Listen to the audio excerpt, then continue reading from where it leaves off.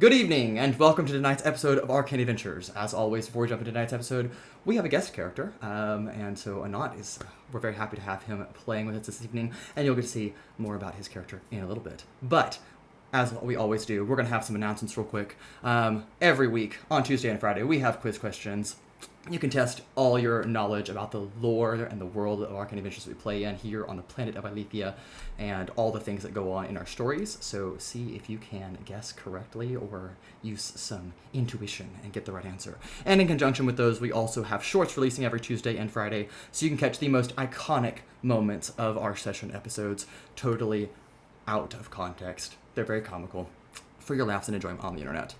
And for our final announcement this evening, our players, my players, only think that we're going to be continuing our campaign this evening, but you are now all aware in this moment, as is our audience, that that is not what we are doing tonight. Allow me to set the stage, though, for what we are going to be doing for the rest of the evening, and we'll move on into that introduction now. The wind gently brushes through the streets of Pajakin, carrying desert sand. The air is shimmering. The stonework buckles at the base of a tall sandstone building. It's unnatural. The Order of the Ten Sigils, better known as the OTS, there are operatives here and agents that are awaiting their command.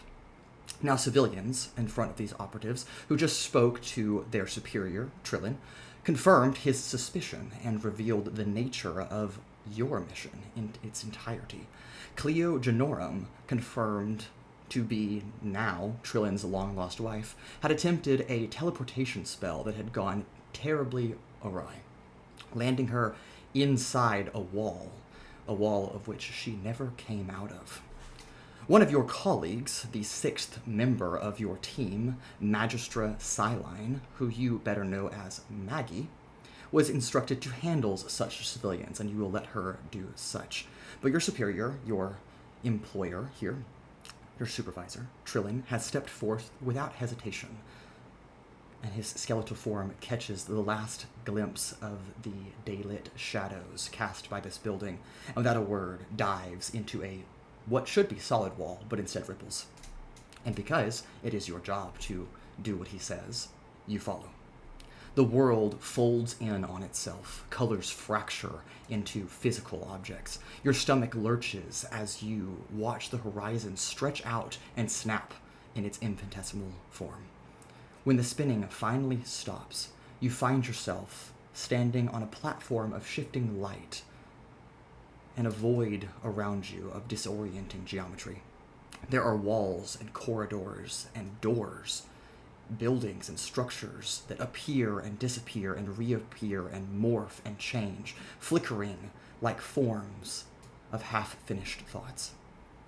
Gravity here feels like a polite suggestion, and reality is as deeply disturbed as all of you now are. Welcome, operatives, and our audience, to Tales from Aelithia, OTS file 2427, Within the Wall. And with that, let's go ahead and jump into tonight's episode of Arcane Adventures. Alright. All of you are standing on this space. Although space is a relative term to describe what the environment you're in is. It's not a plane of existence. It's not where you came from. It's not another plane of existence. It is simply a space between spaces. A space that, for all intents and purposes, should not exist for any reason. And yet, here you are. But, as OTS operatives and agents, you kind of specialize in things that shouldn't be. That's kind of your whole thing. But Trillin is here, and as all of you are kind of getting your footing, so to speak, in this twisting environment, you get a glimpse of his skeletanoid face as he is... It's hard to make out his facial expressions because he doesn't have facial expressions. He's just a skeleton, just a skull. But you can tell that he is under strain, even without seeing that on his face.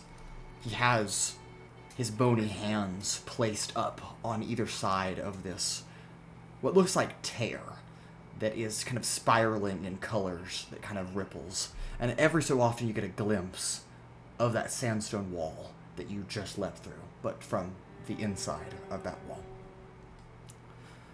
All right, listen closely. This isn't an experiment. This is a fracture zone. It's a tear between realities. I may not have ever told any of this, and I'm just as stunned as you are. But my wife is here, and it's been a very, very long time since I have last seen her. Cleo was apparently shunted here during a teleportation misfire. We've dealt with those before, but nothing like this. She's alive, but trapped halfway between existence and dissolution, where we now stand also. The magic sustaining this place, it's unstable.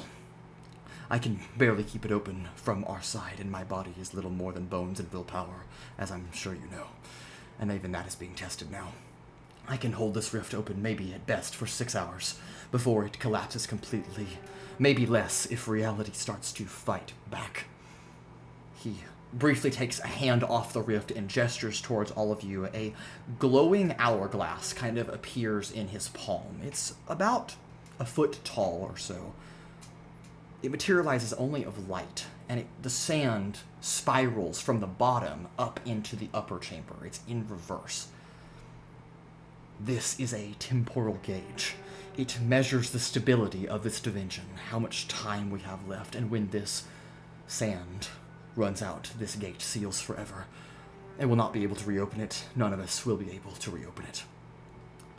Your mission is simple in description, nearly impossible in practice, though. Find Cleo, my wife, and stabilize her. Bring her back along with yourselves through this threshold before our time expires. Every anomaly, a burst of magic will accelerate our collapse in this space. So move fast, act smart, and do not waste your energy. I will hold the gate from here as long as I can, but if I let go, we are doomed immediately. He tightens his grip back on those runes again that are magically exuding from his hands, forcing the rift to stay open. Arcane energy is searing into the space, and you can feel that heat coming off of this rift. Go! Hurry! And when you see her, tell her that I never stopped trying, even if she doesn't remember me yet. Before we continue, now is as good as ever, I suppose, to introduce our audience to our operatives, to our players. So, players, I will have you one by one introduce yourself as a player, and then introduce your character by their name and their class. So, a very brief introduction. And if you want to describe what they look like, you are certainly welcome to do that, but that is not required. Everybody good with that? All right, Anant, let's start with you. Okay, I'm Kael Darrien, male half-elf, sorcerer, 14th level. I have a wand. I'm gonna say I have a small scar on my head, no relation to anyone else. Yeah, I think that is it. All right, we'll move on to Jared. I am Sylara Thennariel. I am a female elf druid, level 14 as well. I'm about. I'm pretty young for an elf, you could say. Kind of look like a hippie, nature kind of elf. That's all I got. Sorry. All right, Michelle, go ahead. Hi, I'm Michelle. The character I'm playing is Liora. She is a female human wizard, also level 14.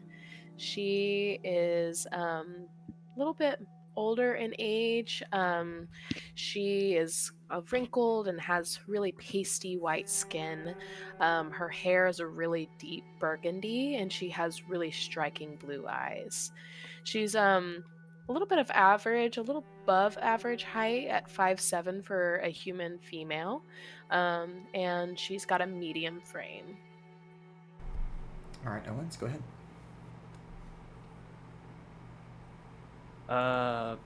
Corven Dhal is a cleric, human, with a head of very bright red hair. A bit of an older man.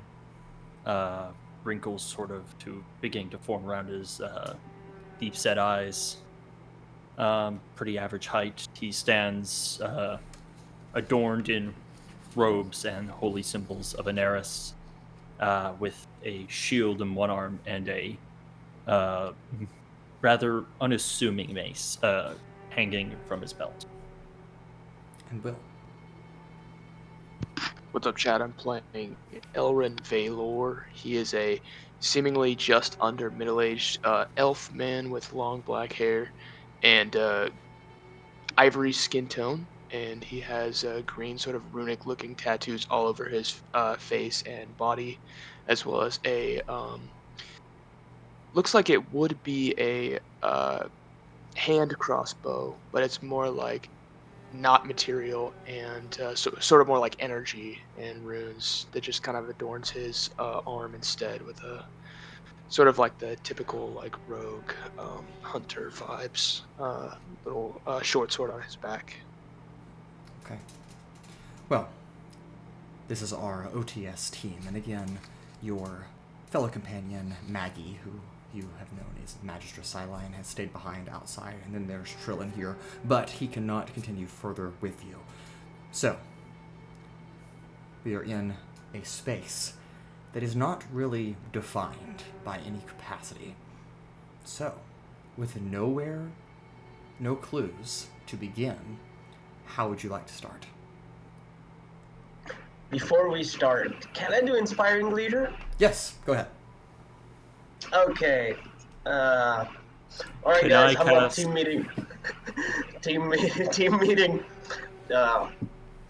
We may have gone through this wall, and we don't know what to do in this loopy land, but we'll get through it, because we're family. No, we're more than family. We're co-workers. And we fight for the right to have awkward small talk at the water cooler. Okay. Okay, everyone I gets... propose we ensure our own survival so that we may get out of here in spite of Kael.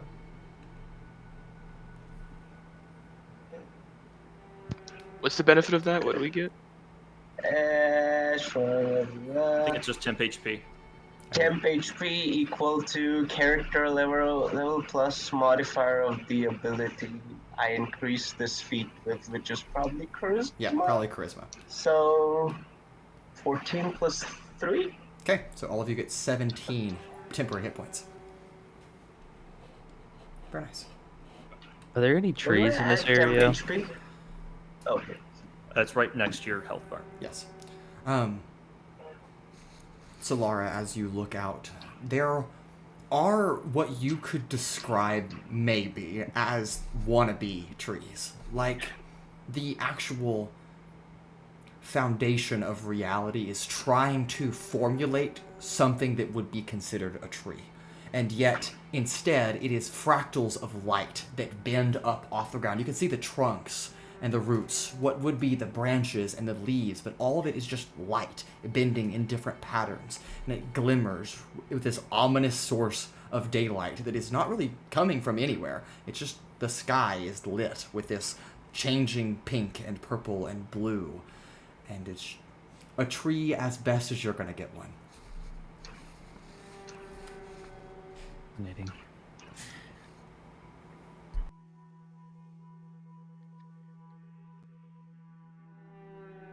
Can I approach one of the trees Yes. of light? Of course.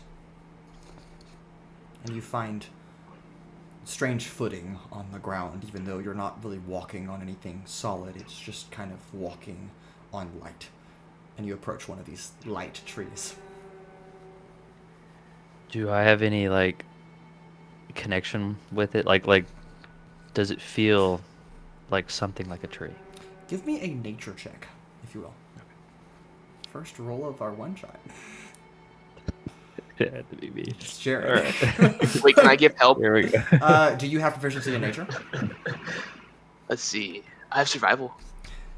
First, this is a nature check. Oh, I do have proficiency with nature. Okay, then Can I help? Yes. Help okay. this man. All right, you can have advantage, Jared. Oh, okay. All right. Jared's like 2 and 3. Pretty close. Sounds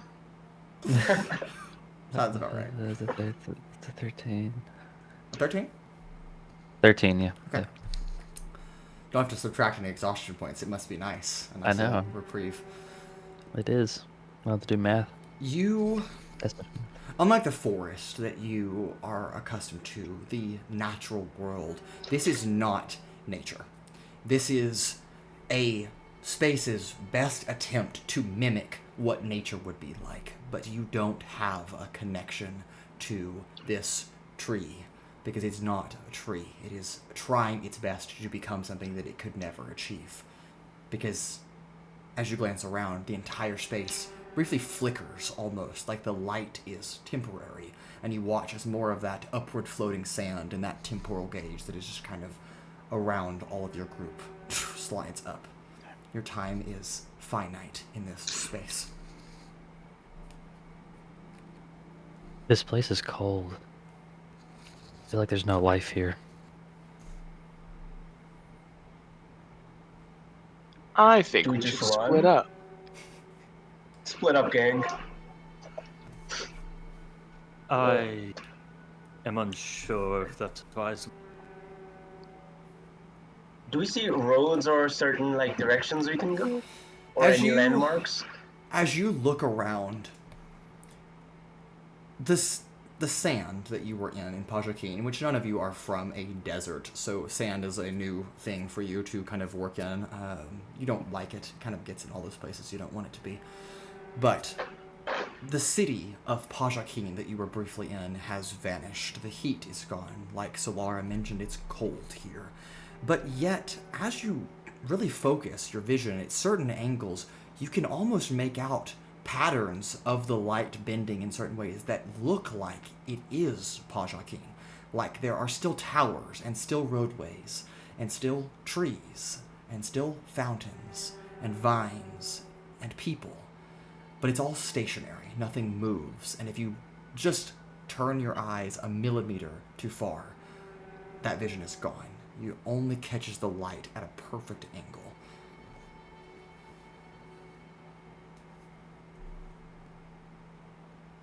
Is there any way we can try to navigate it, or is it only like standing still that we can see?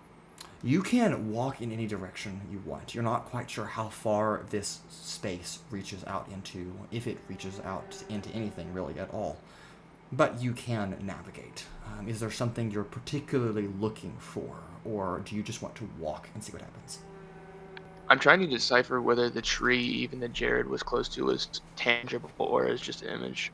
As you walk up to it and touch it, your hand passes right through it. Okay, figures. It's light. I could transform into a bird and try to get an aerial view. I'm not really sure how we're gonna find anything else. That might not be a bad idea. Sure. But do stay close. The light of Veneris does not shine.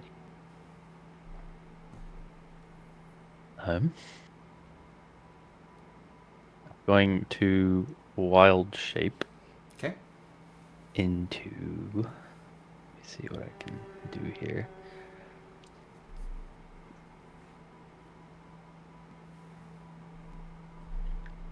Can I do a Quetzalcoatlus?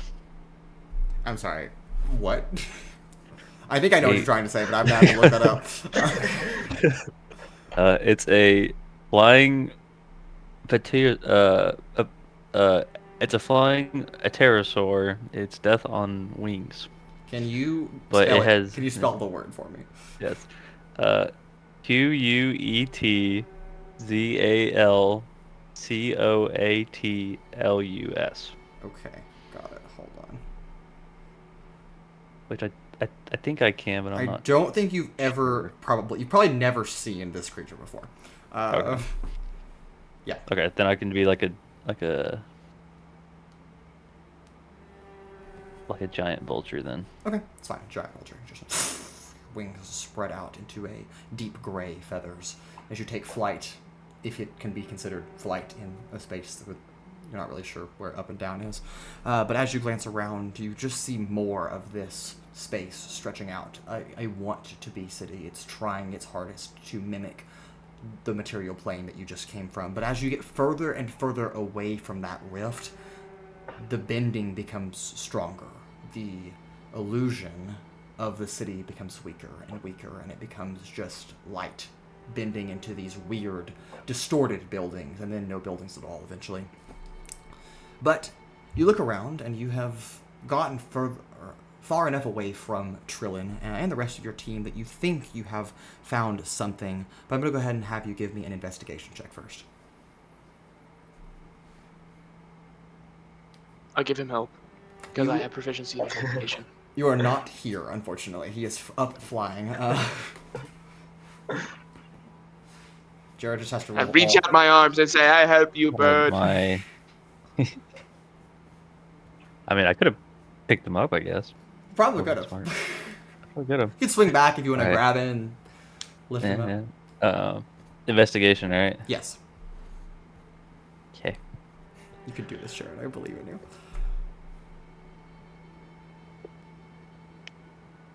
6. 6. Yep. You end up circling a full circle and come back to find your group. Did not find anything important. Okay. But as you return to this space, I would like all of you to make a dexterity saving throw. Oh, sick. You guys thought you were immune to dex saves. Nah. Nat 20! Not 20, nice.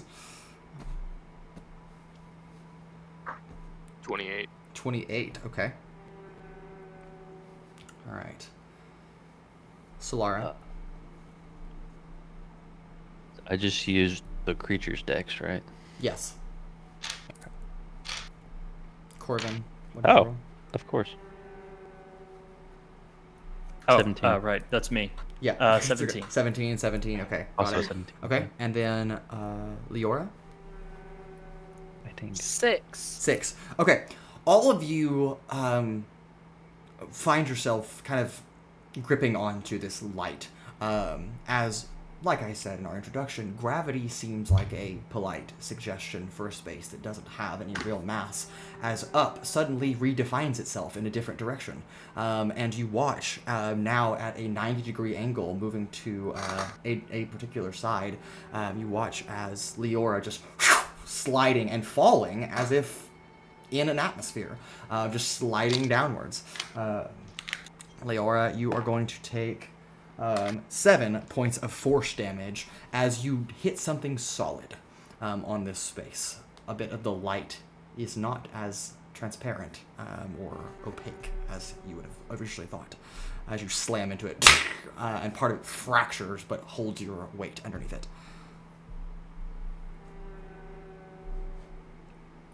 Can I, whatever I, have slid into, can I see what that is? Can I feel what it is? Yes, it seems to be a jutting out of a more dense light projection. It seems to be darker in this space, not as light, I suppose. And it seems to be a corridor that is going at a perfectly perpendicular angle to the ground surface and just kind of spins into this pathway as it dives deeper below what you're calling the ground. Can we slide down too? Yes. You kind of, without taking any damage, make your way to where Liora is currently stationed at.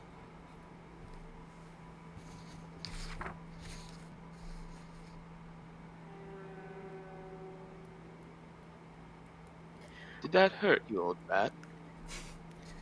It hurt pretty good. Yeah.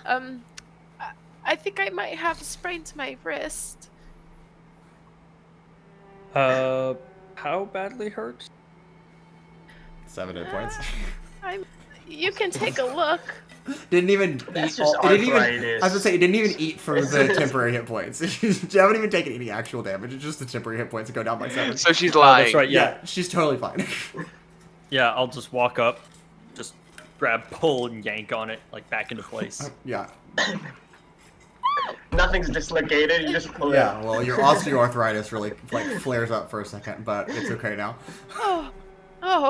Thank you, Corven. Part-time I do think- chiropractor. I do think we should maybe explore this corridor. I think that might be quite wise. You said it's dark here? Yes, the light is darker here. It seems to be more dense. And the hallway that wraps in front of you, it almost spirals into the ground, as if it's passing through the surface into something else.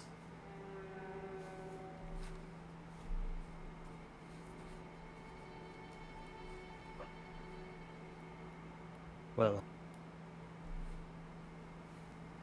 suppose we shall make as much progress. Hours are few. Okay. I agree. Let's make haste. Okay. I think I'll lead the pack and just start walking forward, or Sure. any direction. Sure. As you begin to I walk will be in this second. corridor. Yes, as the two of you begin to I walk. will be in the middle where it's the Okay, safest. that's fine.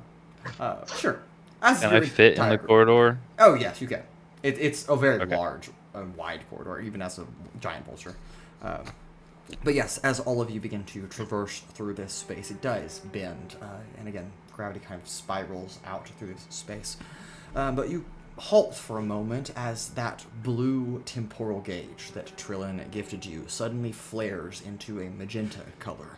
And you watch as more of that granulated sand begins to slip faster through this, as if time is briefly accelerating in this space.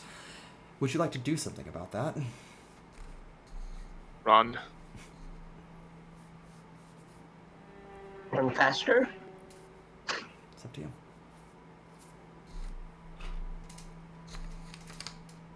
Is this a threat? I mean, it's the device that Trillin gave you, so it doesn't seem to be like a threat. But So we're in a space where time is accelerating. yes. And this device that Trillin passed along to you seems to be indicating and telling you that that acceleration is occurring. Is it greatly so, or just? It seems like you're going to lose a little bit of time in that 6 hours. Like, it's going to make a pretty heavy dent in that if you don't do something about that. I mean, wait. Let me double check the wording on something.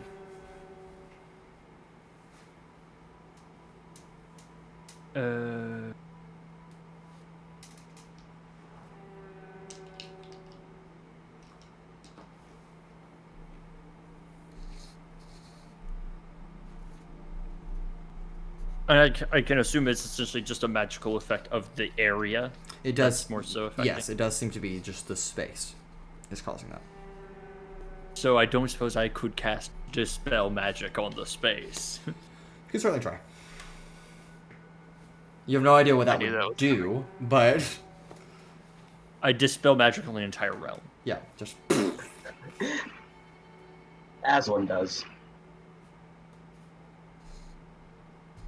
Let's just carry on through. Power through this area. You know, let's fast walk through it. yes. Well, your next 10 minutes that you spend walking actually cost you half an hour as time rapidly accelerates, but you do find yourself drawing closer to something darker, something denser than where you left off. You're no longer in this fractaling space of light, but instead there are it's a true void here. You are the corridor that had walls that you were walking alongside, and there were some doors, but every time you reached for a door, it would just vanish and appear somewhere else. But now you're just walking on the ground as it spirals further and further in. There are no walls, there's no ceiling or doors. It's just darkness beyond this one little strip of light that reaches further down into this space. And as you approach a point that it seems to be focusing on, a small cluster of shards. Each one is faintly golden, the only source of light now in this space, other than what you have on your person. They seem to be orbiting some invisible point as they just kind of slowly float in conjunction with each other. It's like a memory that seems to have forgotten itself. They don't really know what they're doing, they're just here. They kind of pulse with light every so often, very irregular and out of sync with one another. One will flare and the other will dim, and then another will flare, and another one after that. But your road ends here. If I may ask, we know any of who we are looking? You do not. You cut out at the end. I was just kind of asking, pardon, do we know who we're looking for? No. None of you have any idea. I thought her You name was don't know Clara. who I were thought this was Trillin's Clara. wife? You know that it is Trillin's wife, according to Trillin, and the civilians that you met just briefly right before you jumped in through the wall. And now you know that her name is Cleo Je'norum, but you do not know who this person is. You've never heard the name before, and you don't know anything like what she looks like. How far away are those spinning shards from us right now? If you've walked to the end point of this road, they are maybe 5 feet in front of you, and about eye level.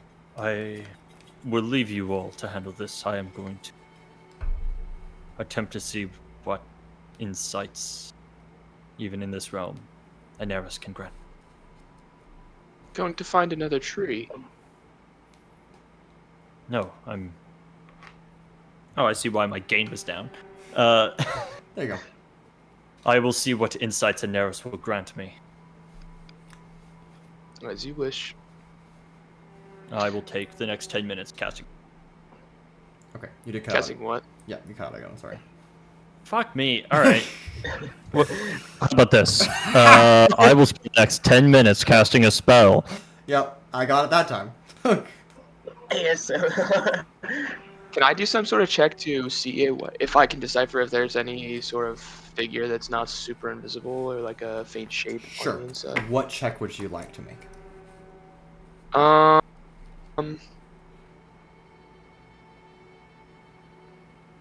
Investigation. Okay, go ahead.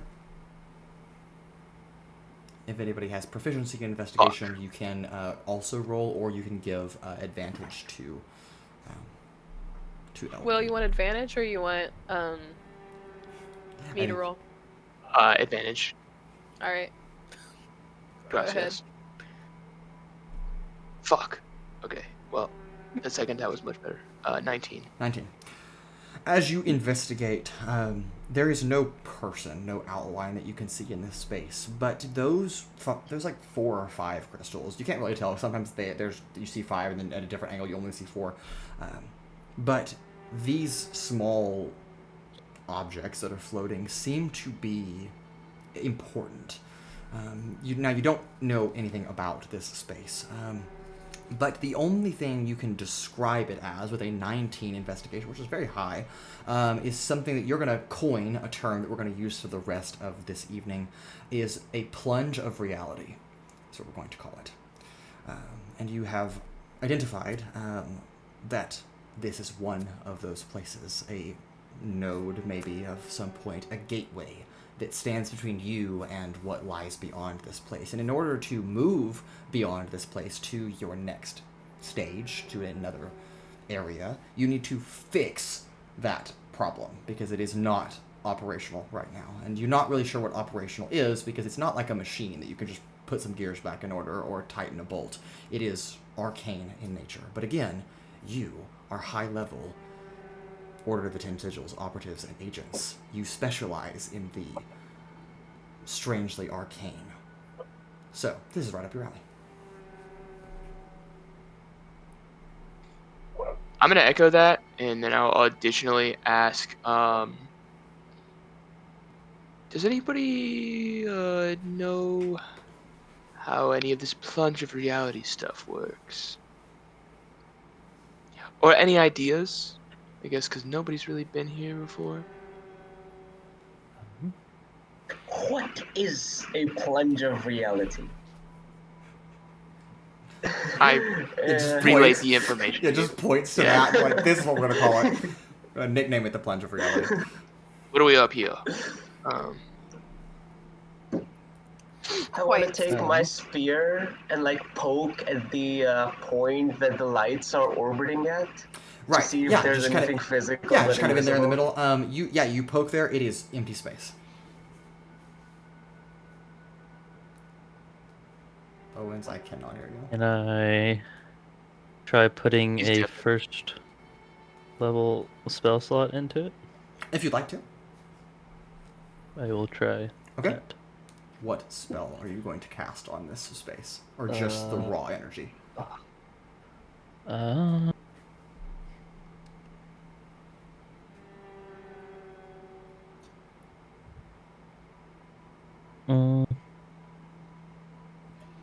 I guess just the raw energy. Okay.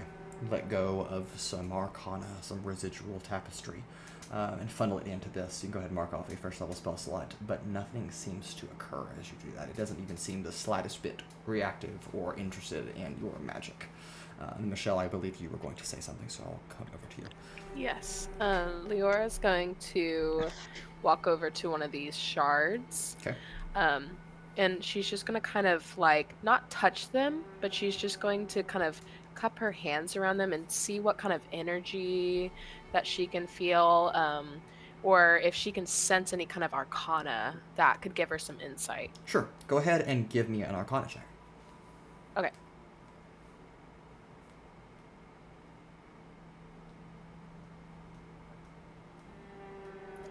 $16. 16. Okay. You go to cup this space, but your old arthritic hands don't quite exactly work like they are supposed to. You don't mean to bump the crystal, but you barely grace the surface with one hand. And as it does, it shatters into hundreds of more pieces, and you watch as that now blue temporal gauge once again suddenly turns purple, and a giant chunk of sand siphons up into that, and all of the space around it, the walkway that you're on that's spiraling upwards into a point, the crystals that are glowing, they all go dark for a moment as then light re-emits from this space. You did not mean to do anything, but a plunge of reality is quite delicate, and a failed check, which that was, it was not high enough to meet the DC, can cause reality to destabilize more than it already is.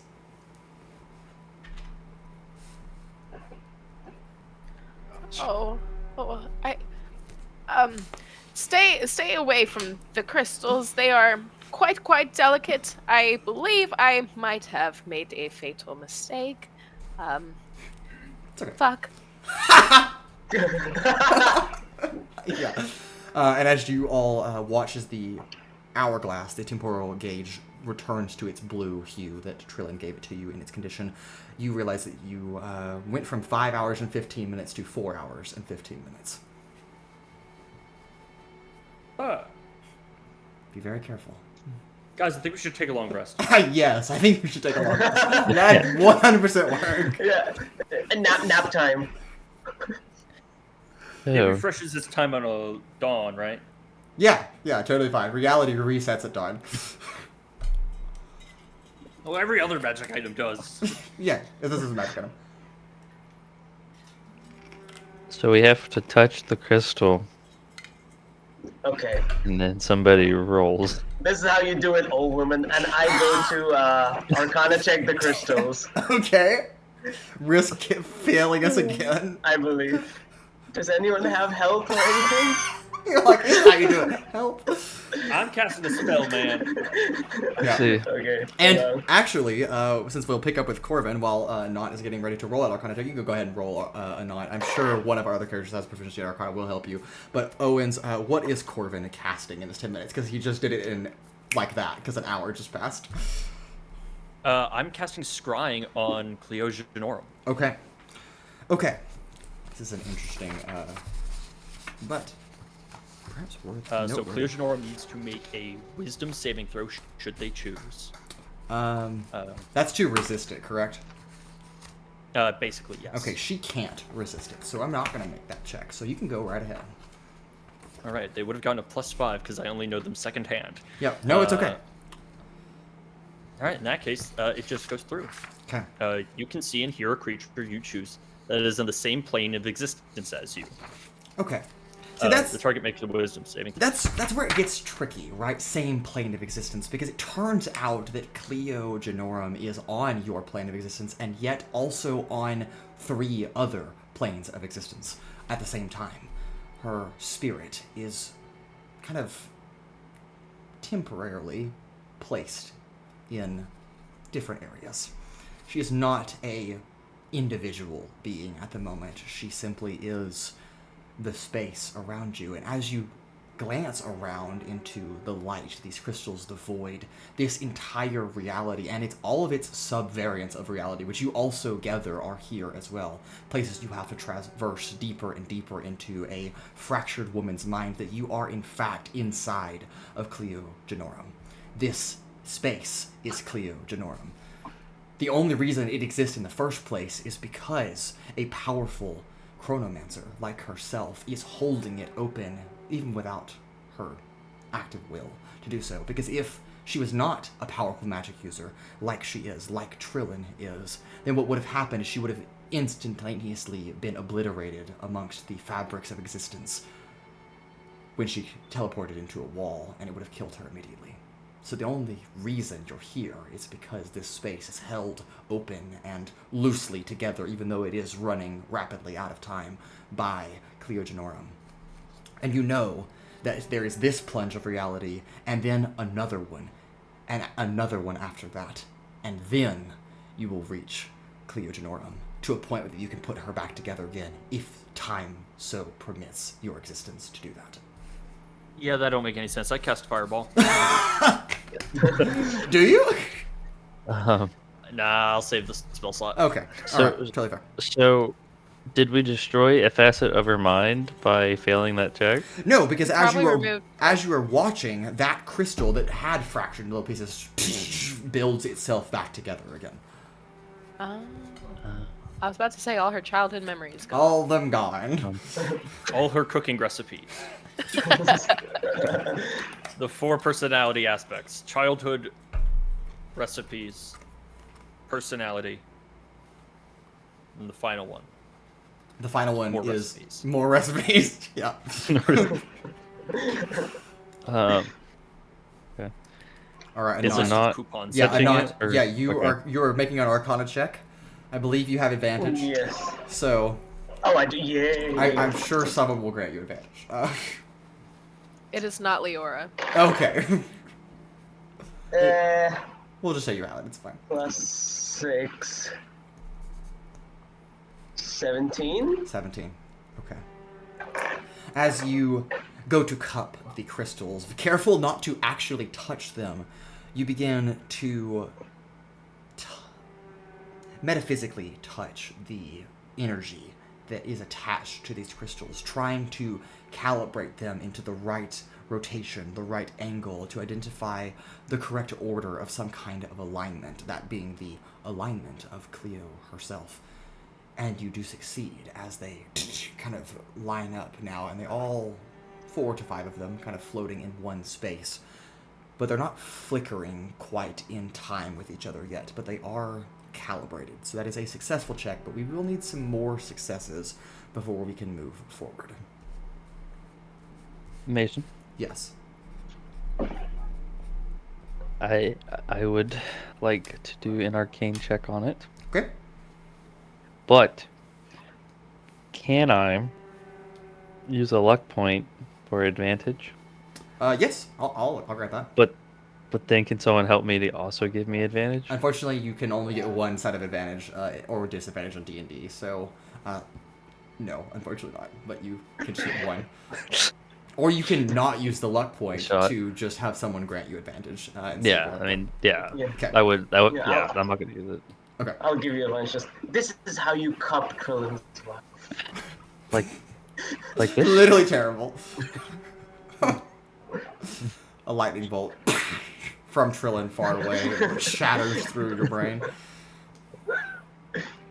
Do I firmly grasp it? No, you do not touch the crystals. As Liora is sitting there, don't touch it! Okay. I want you to be aware I left all my material components at home. I cannot cast Revivify.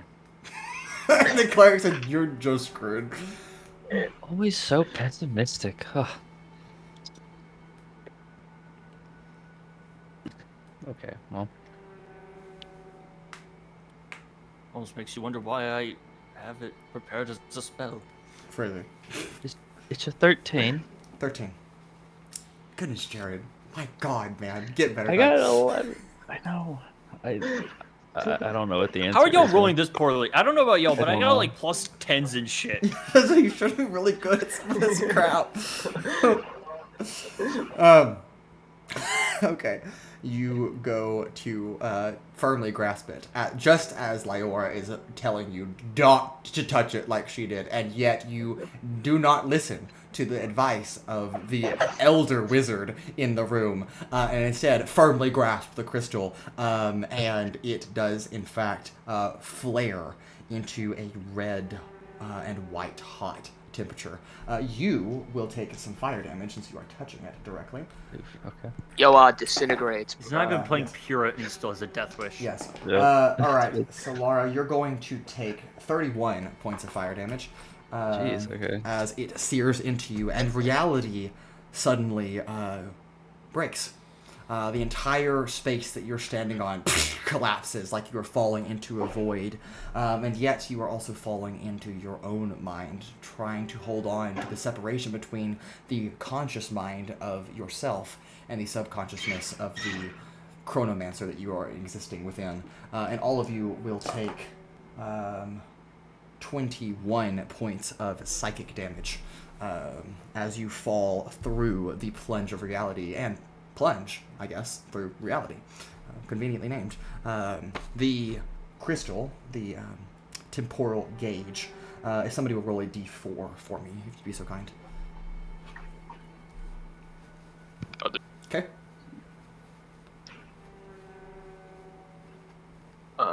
2.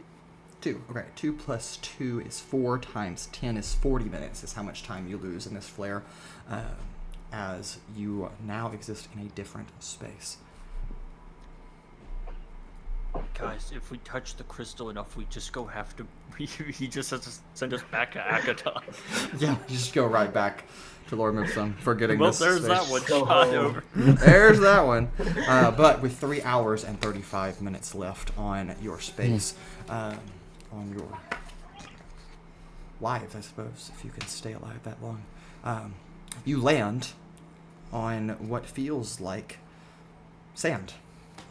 Feels like a desert sand, except it is gray, a dark gray, almost black. Like those midnight beaches that are in Washington State. Your boots clamber, and yet the air around you is electric. It's like, ever been in, you all know what static electricity is. It's like inhaling that, like you're breathing in that energy. It is not pleasant, and light is bending and streaking, and color is trailing behind it, as the walls are stretching outwards, and then backwards, and then nowhere at all. Above or maybe below, you're not quite sure what orientation you're in anymore. There is a massive vortex, like a whirlpool, that is seeping and sucking up this space as if it is a reality drain. There is a howl, but it is soundless. There is a pressure inside your skull, like that pounding headache that the people with arthritis get before a rainstorm. Liora, sorry to call you out like that. The temporal gauge is flickering erratically. It's trying to keep tabs on how much time you have left, but it's almost like it doesn't know how to keep track of time in this space. It's very disorienting, and the tapestry, the actual magical energy of this space is tearing itself apart, but you must stay the course, or you will be pulled apart along with it. So, what would you like to do?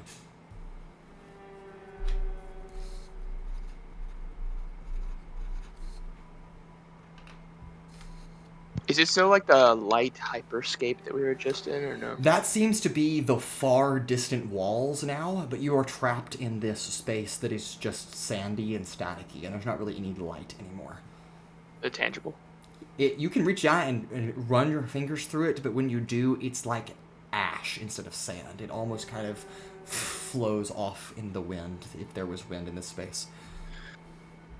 Is there a notable, like, direction, like in that corridor of darkness that we could pinpoint, like irregularities? There is the vortex that is spiraling around you. That is the only point or landmark of note in this entire space. Is the vortex leading anywhere? It is Like, if we get sucked off into it, we just go somewhere else? hard to tell. Hard to tell indeed.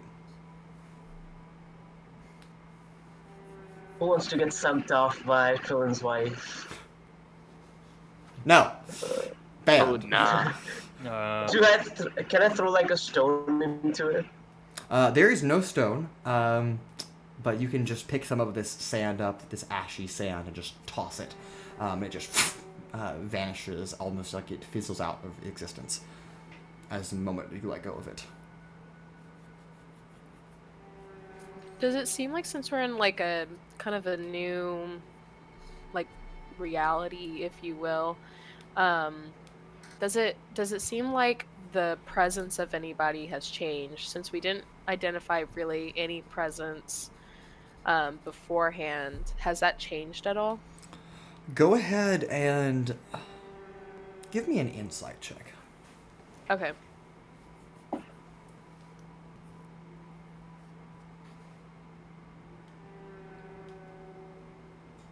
Can I give a help action? Yes. Michelle, you can roll with advantage.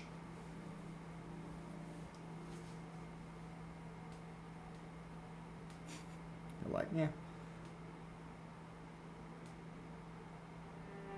13. 13. Okay.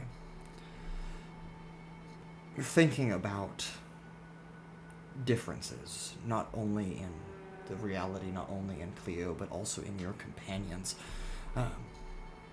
And it's hard to even put into words the bizarreness of the environment you're in. You've been in a lot of places. You're quite experienced, as is and are your teammates. But all of you have never, to your knowledge, experienced something this abstract. And yet, within that disillusioned space, there is something that is firm, something that's real, that draws you in a particular direction, even though there's nothing you can see that makes you want to walk that way. It's just kind of an intuition as you step towards what you feel like is the presence of something. Doesn't necessarily mean it is Cleo Je'norum, but it doesn't also necessarily mean that it's not Cleo Je'norum. So,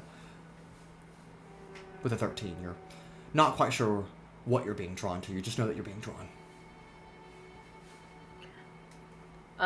I turn back to the party. I have this feeling that we should go this way. I just need you to trust me.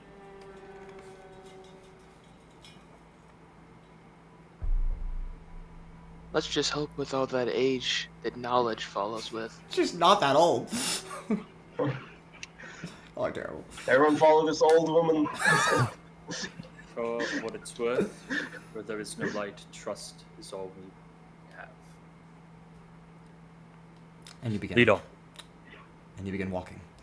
Liora, with your patriots behind you, you follow almost like a line of very faint light that kind of spirals, as if it's leading you into the vortex. But it's very unsteady to walk here. Not only are you physically being yanked off of this thin little tightrope that you're walking on, it's almost like your subconscious is also being torn out of this space as well. So, I will have all of you, your choice, make a wisdom or dexterity saving throw. And hold your numbers.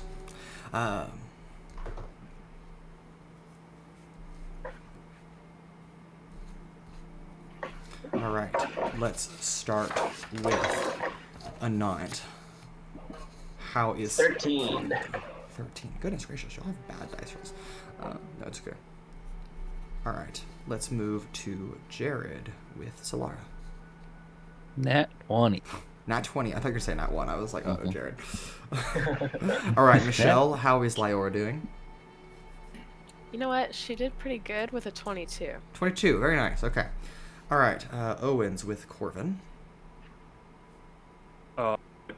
12, okay. And then Elrin. 27. 27, okay. Okay. 3 of you are holding fast to both your subconscious self and the physical space, but not all of you. Kael and Corven, you feel yourself pulled off of this space, and you very quickly lose sight of your companions as you are pulled into this storm of light and fractaling geometric patterns. But you realize, as you're in the storm, you are not alone in the storm, and not in a good way either.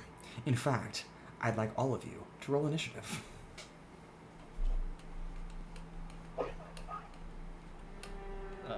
Just to clarify real quick, Uh-huh. when I took all that damage, that's going to be subtracted from the vulture's damage and then my damage? Yes. Once you hit 0 hit points with the vulture, you automatically revert back to your physical form, and the leftover damage carries over you. with the 2024. Are we using 2014 rules then? No, it's 2024.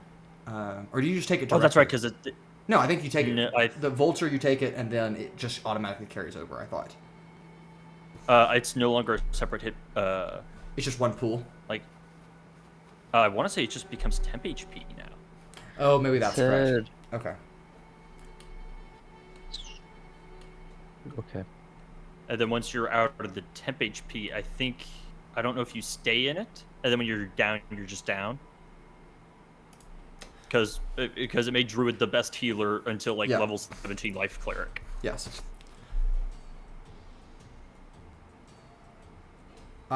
Jared, I will let you decide if you want to use the 2024 or 2014 rule set. If you want to go immediately into the hit points of the vulture and then whatever's left over carry into you, or if you just want to take it as temporary hit points as the vulture's HP, I'll let you decide.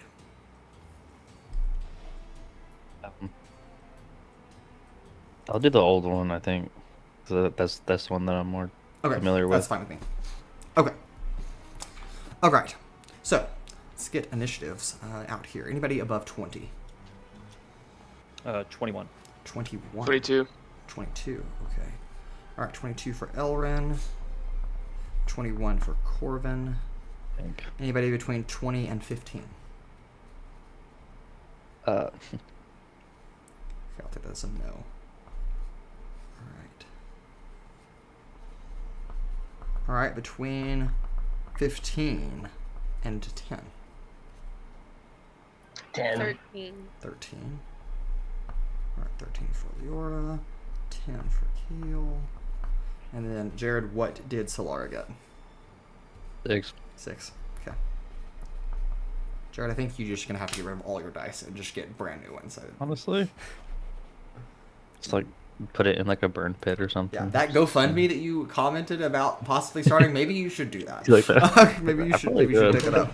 I think anybody would be happy to help you here.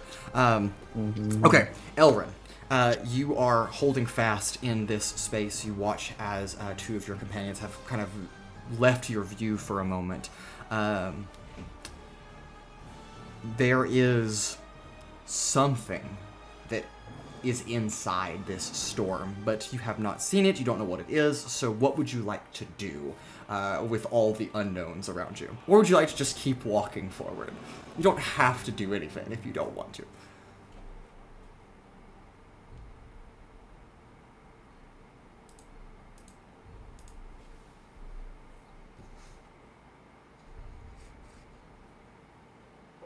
And then Corven, you will be on deck. We'll get to you in a moment.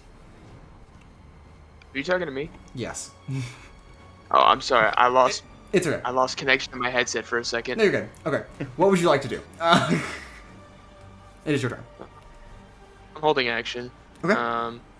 If anything hostile happens, I will attack the nearest hostile person. Okay. Totally fine with me. Corven, that'll make it your turn. Liora, you'll be on deck after the storm. So we're not exactly certain what the threat is? Correct. You have no idea, other than you and Kael can feel that you are not alone in this space. And then it's just like this storm that's kind of all-encompassing? Yes, kind of like that. Well, you know, I got nothing better to do on my turn. Let me double check something.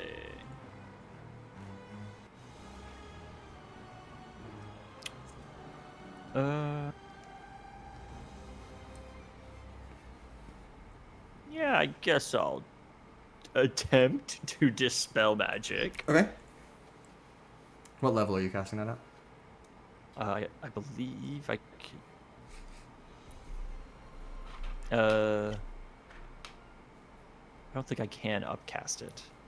Because it's only with my mace, so 3rd level. Okay. Alright, and that... you need to roll, correct? Yes. Yes. So it's any spell 3rd level or lower, instantly dispel. Yeah, not that. 4th level and higher, I roll. Yep, go ahead. Alright, let me use the charge. And I add what to this?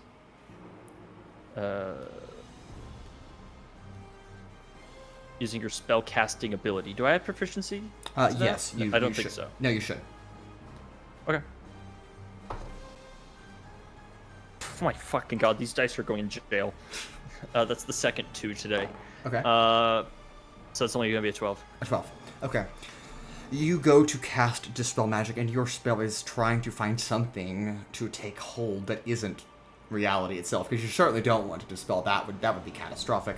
What you do, though, is target a section of the storm. You can't hit the whole storm, it's just too big. But a area of it vanishes, and within that there are tendrils of black that are almost trying to rebandage itself by stitching itself back together.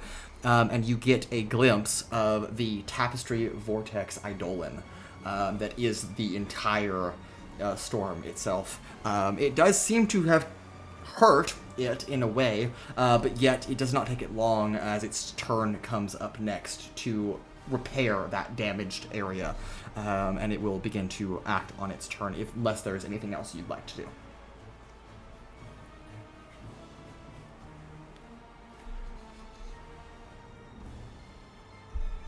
Let me check my bonus actions.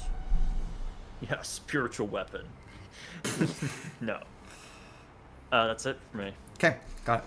Well, in that case, I'll have Jared go ahead and give me a D100 check. This is not for you. This is just for the environment. I'm going to have you roll that. So go ahead and roll a D100 for me.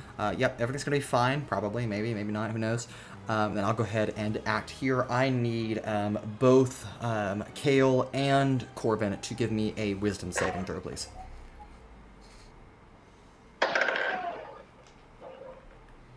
13. 13. Can I roll over? Oh 2? no, 9. 9. Oh, yikes, that's not good. Oh, I don't like that. 63 for me. 63 for you. Okay, great. Everything is fine. 16. Okay. All right. Corven, you are able to resist the effects of the in-reaching of these tendrils as they snake towards you from the walls of this storm, but Kael is not so fortunate as it pierces into your body, kind of snaking into the side of your jaw, and one into your axillary region, and then another into your stomach, and another into your mid-thigh as it just kind of punctures in. And it surprisingly doesn't hurt, necessarily, until you realize it's not physically harming you. It is instead tearing out the arcane energy that you are made of. And that is excruciatingly painful as you take 37 points of psychic damage and you lose 4 levels worth of spell slots. No! I'm assuming you have 4 levels of spell slots you can lose. I mean, yeah, of course. Okay, great. Well, it's important, because if you don't, then far worse things are going to happen. Okay. Oh, I can't wait for that to hit our rogue. Yeah!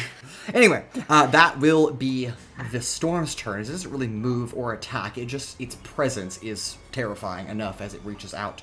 And we'll move into Lyora's turn with Kael on deck. Alright.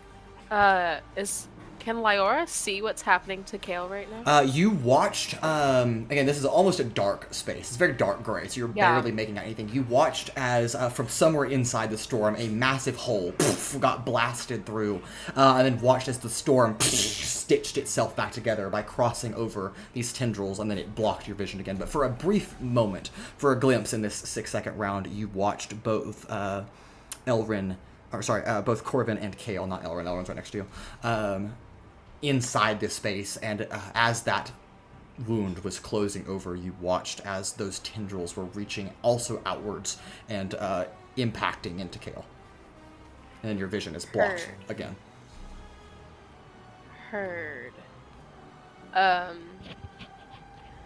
Yeah, so I'm assuming that if I were to try to do something in that general direction, I'd probably have to roll at a disadvantage. Who knows? Okay, cool. I am going to choose to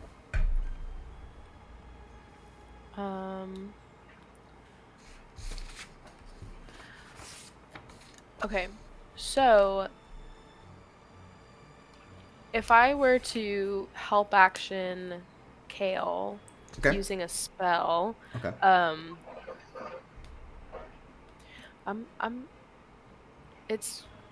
he has to be within range, so we'll say he's in would range. He be... Yeah, we'll say he's in range. Unless it's like 10 feet, then maybe he's not in range, but... Oh. It's worse than that. It's touch? No. It's 5 feet. Oh, that's really bad. Okay, well, maybe he's not in range then. He is not in range. Can I tell how far Kael is? We're gonna say 30 feet. Just for simplicity's 30 sake. feet.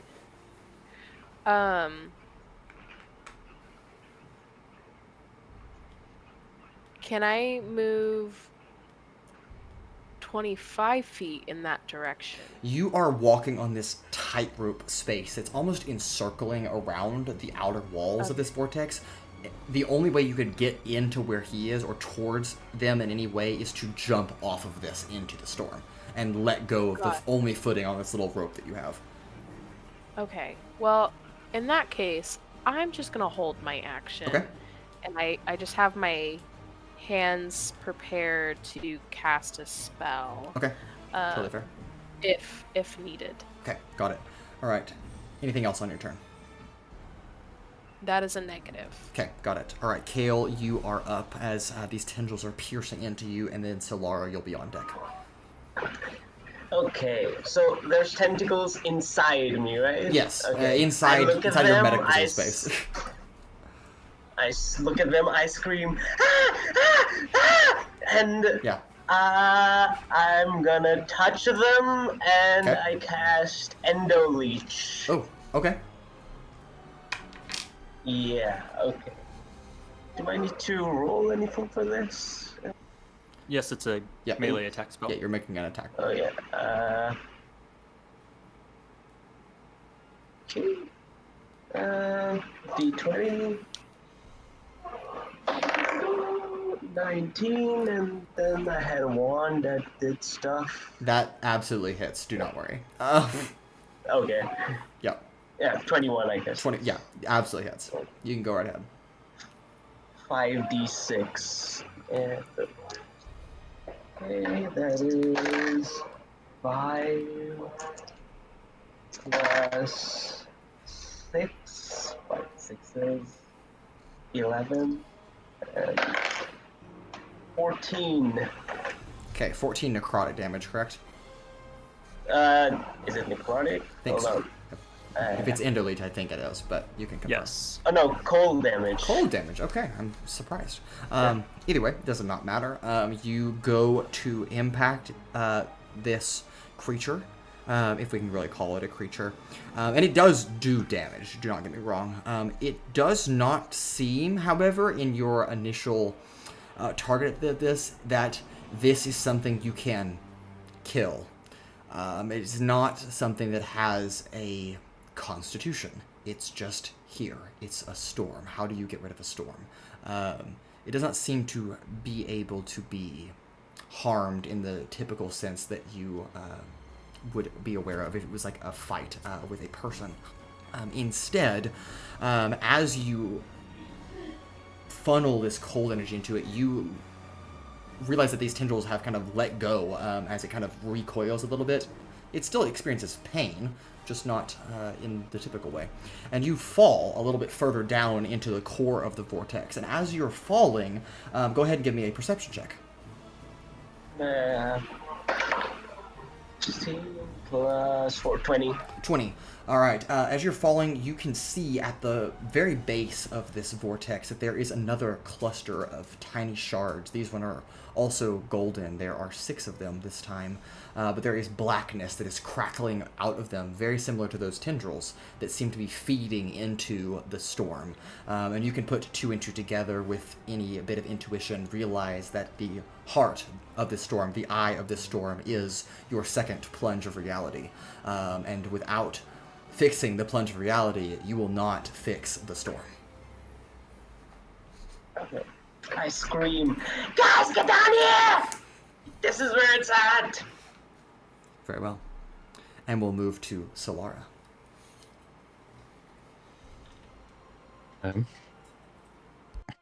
How big is the storm?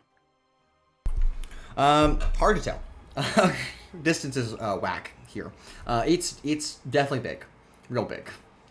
And it's like a vortex, right? Yeah, you're standing on like the outside wall and you see like it just whipping past you.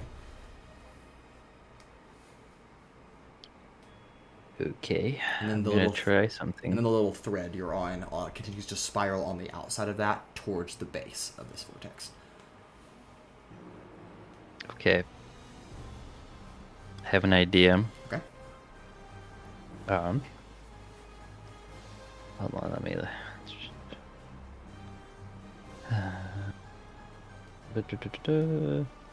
Is anybody near me at all? There is Liora near you and Elrin near you. They are both kind of within 5 feet of you on either side. Okay. And how far is the vortex from me? The middle of the vortex is like 30 feet away, so the wall of the vortex is like 10 feet in front of you. Okay. I am going to cast Whirlwind at 7th level spell. Okay. And then I'm going to have it turn the opposite way of the current vortex to create a clear path into the center of the vortex. Okay. Go ahead. Okay. I just need a dexterity saving throw from the vortex. From the vortex. The vortex with 0 dexterity, that's a 5 on the die, minus 5, so that's a 0 for its dexterity saving throw. Yep. Okay. Is it?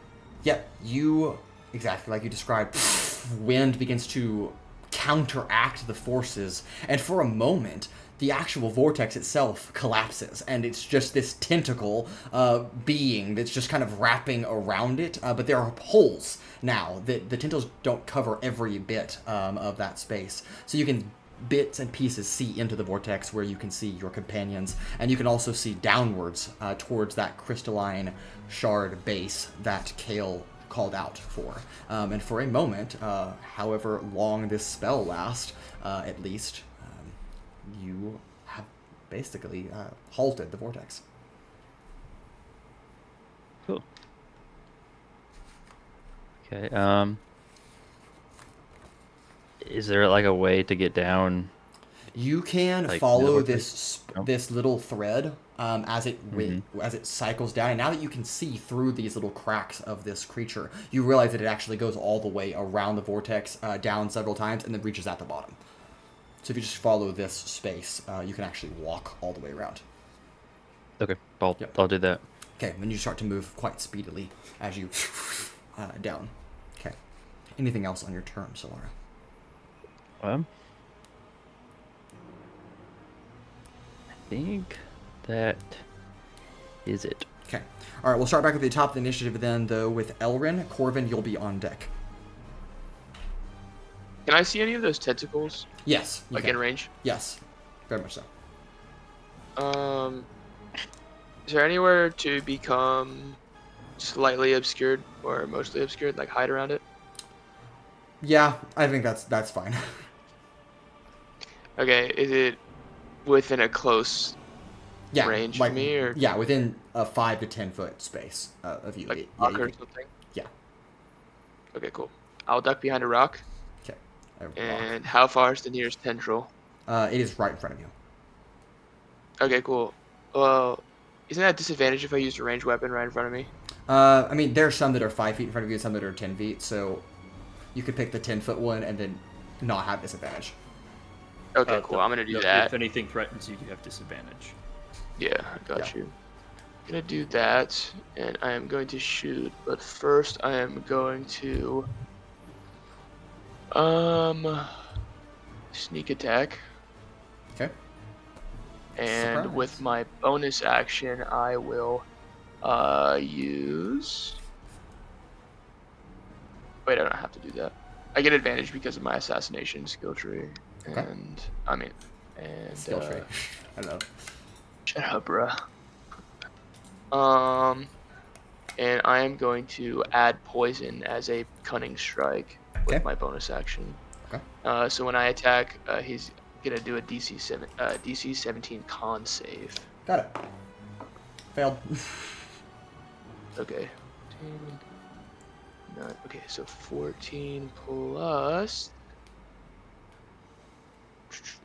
10. Does 24 hit? Yes, absolutely hits. Okay, cool. I'm going to do that, and then that is going to be 1d8 plus 7d6. Goodness gracious. Mhm. Murder. That sucks. 7d6. 3. Nice. 17. 25. 26. That's 26 extra. See, 26. 29. Force? Okay. Let me double check. Slashing. That's actually slashing. Okay, got it. And then the poison.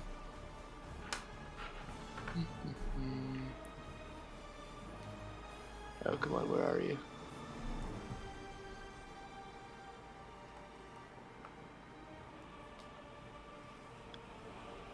What the hell? Oh, here we go. Extra 1d6. All of that slashing except for this next one, which is 2 poison damage because it failed.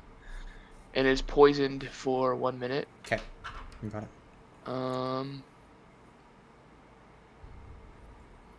And when it does its turn, it's gonna have to do a save to, Okay. I guess, become not poisoned. Yeah. Yeah. Okay. And then hold on, there's one more thing that happens because he's poisoned. Yeah, you're good. I have the poison condition right here if you need me to reference it, but... I got you. Now I'm looking at my venom weapon thing. oh, yeah, okay. So whenever if it fails on its turn, it takes an extra 2d6 poison damage. Okay, got That's it. Copy that. Okay, that's the end of my Okay. turn. Yeah, that's the end of my turn. Okay. Yes. I realized that Rotorin does a lot of damage too. Yeah. Does that do any damage to the creature? Do you want me to roll it? I'm going to say that it is counteracting the force of the vortex right now, and so that's the damage, is that its power is kind of matching that of the vortex, and they're just kind of, the wind is not moving, and we're going to call it at that. Okay. Yeah. Okay. Elrin, who's gone currently, he fell off the light. I can It's still okay. hear you. I know, you're good. Your crossbow, your temporal wrist cross is what it's actually called, that was designed actually by Trillin. It is a kind of a special item. Not every person in the Order of the Ten Sigils takes an interest in chronomancy, but some people do. And so Trillin, who is a chronomancer, kind of made this for you because you were a little bit curious back in the day. And you could not have foreseen this happening, but it happens nonetheless. As you fire this arrow, it is chronomancy. It is designed out of chronomancy. And though it poisons into this creature, it also slices through this creature's tendrils because the chronomancy energy is connecting with another powerful chronomancer in this space, and that is Cleo Je'norum. And so it is targeting as if it flies through downwards, and you've actually created a zip line between your current position and the base of the vortex for yourself, Liora, and also for Sylara. And then your two companions that are inside, if they can get close enough, they can grab onto that and slide down as well. Can I slide down before the end of my turn? Yeah, you can.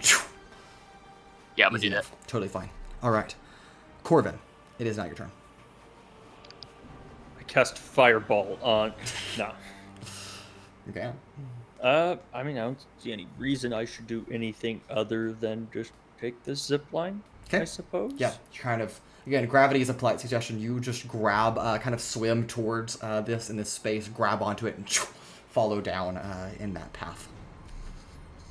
Yeah. Okay. All right. Because the vortex is not vortexing right now, it's simply being held up by Solara's spell. It does not move on its turn or do anything. So, Liora, you are up. At Kael, you'll be on deck after that. I will also be ziplining. Okay. All right, Kael. So you've already kind of fallen down anyway, so you're already at the base, really, but... So the lights are in front of me, right? Yes, you are down Can here I- with your companions. There are another cluster of 6 shards that are kind of putting off this dark energy. Dispel magic, probably? On the shards? On the black corruption in the shards. If you believe that you can hit only the black corruption and not the shards themselves, go ahead. Note that will be a dice check involved. It's a skill check. But if you think you can do it, that might work. But if you mess up and you dispel the shards, that could be catastrophically bad. So, go right ahead. I'd like to move closer. Yeah, you're like 5 feet in front of me. You're like, okay, how do I... Because they're literally touching, so how do you dispel one thing but not the other is the real question. Can I... Because...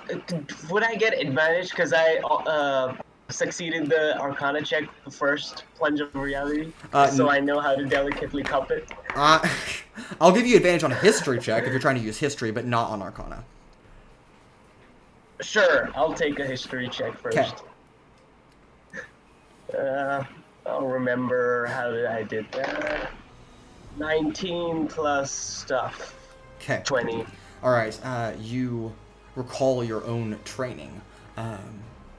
Training in stabilizing magic and trying to weave in a dispel magic into that. As you cast dispel magic, you hit that corrupting beam, but do not hit the crystals.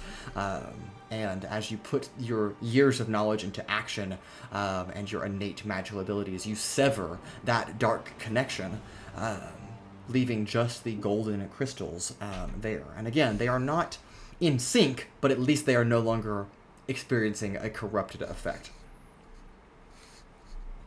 Piece of cake. Okay. Anything else on your turn? No, that's it, I think. Okay. All right, that brings us to Sylara then. Elrin, you'll be on deck after that. And Sylara, you have, we'll just say, have also gotten on the zip line and made it down to the bottom if you would like to do that.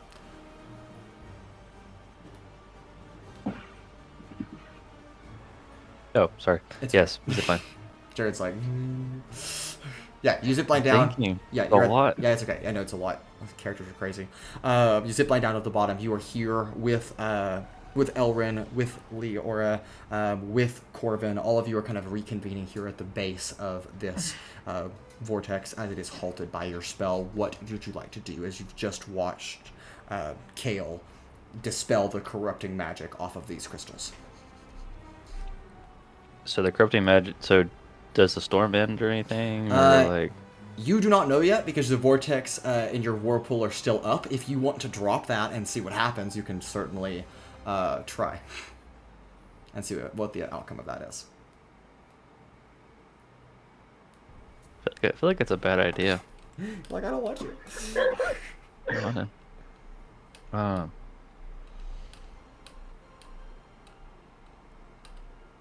I'm gonna keep it up for now. Okay, totally fine. And then talk to my companions. Okay, go ahead. Should we try to mess with the crystals again? Cupping them worked last time. Might as well. Are you doing normal talk during combat rules, Mason, or no? We have a little bit of stretching of the rules, of course, since our enemy is kind of being held up. But typically you're allowed 25 words on your turn. But because we're not actively fighting anything, I will let you all talk amongst yourselves and just kind of get that out of the way. So that's okay. Do we even understand what these are? No clue. Would I be able to decipher that because it's chronomancy and it hit that and it went straight to Cleo's like essence? Would I be able to decipher that was why that was the case? Give me an insight check. Or an arcana check. Either one would be fine. I'll do it. Can I help him? In which one? Insight? Insight. Okay, insight's fine. Go ahead. Advantage. Cool. The fuck? Oh. Fuck, that's so bad. 9. 9. Oh, wow, advantage. Okay. I got a 3 on the first one. Yikes. What was the second? A 9? 7. Oh, 7. You have +2 insight. Okay. You think about the connection. You know that there is chronomancy involved here, but you can't quite figure out how that relates to the crystals, how the crystals relate to Je'norum, because again, this space doesn't make any sense to you, and you are trying, your brain is trying really hard to keep up speed with all of the abstractness that is happening around you. And as you are pondering, you are muttering words to yourself, and you do not realize until after it happens that you are actually muttering an incantation, and magic begins to kind of spill forth into this space. What normally would not do anything on the material plane does seem to have an impact around you here, as those crystals almost seem to be reacting negatively to your misunderstanding. And that is a fail on our check, as the temporal gauge flares into a magenta color, and you sense another chunk of time vanishes from your grasp, and we will lose an hour there.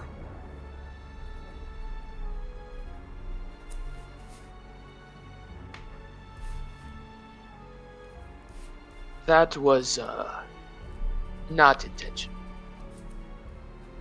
Are we, like, pseudo out of initiative right now? Yes, we are pseudo out of initiative right now. Can I make a religion check to try and understand, like, is this part of her soul? Yeah, go ahead and give me a religion check. Let's start it then.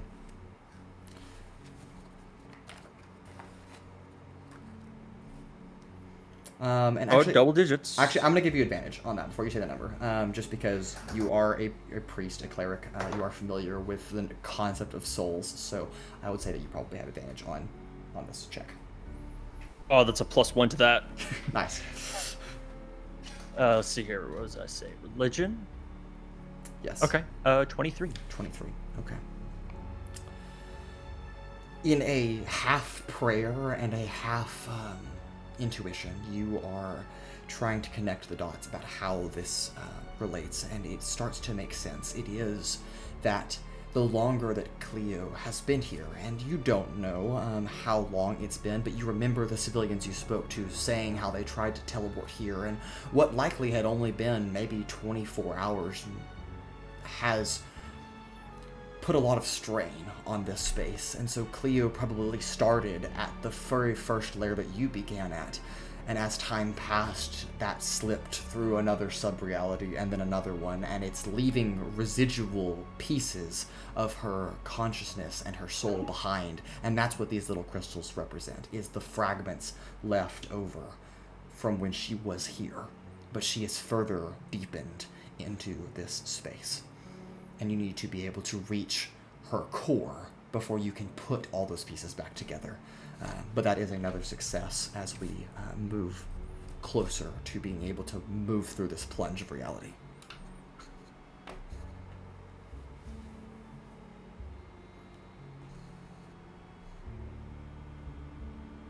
And again, we are pseudo in initiative, out of initiative, so if any of you want to do anything, feel free to just go for it. I'm gonna attack again. Just Yep. Fireball. Yeah. Can I hide again? It's hard to hide. There's nothing to hide behind down here. It's just the crystals, unless you want to hide behind one of your companions. Can I become fully obscured behind? You can make a stealth check. Ooh, I'll do that. Okay. 27. 27. You step behind Liora and just vanish into her shadow. And then Nice. you pop back out with sneak attack. I cast Daylight. Yeah. Fuck off. Right, okay. Heroic attack. Fuck. Where'd he go? So does anything happen? We're gonna find out. What? Does a 15 hit? Yes. Okay, cool. I'm going to activate my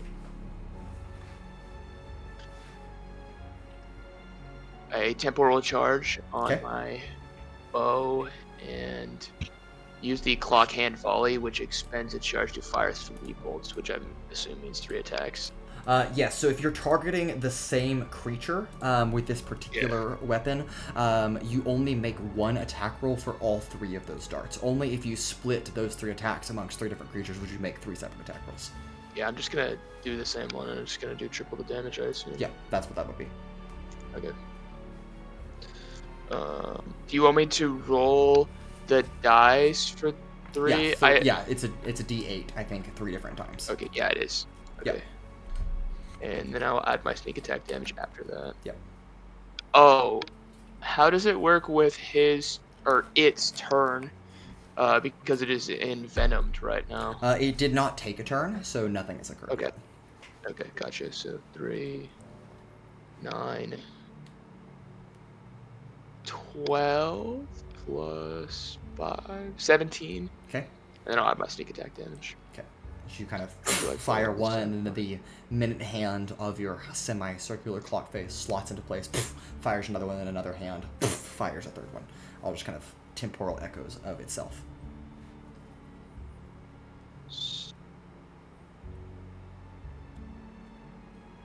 It's gonna be 9.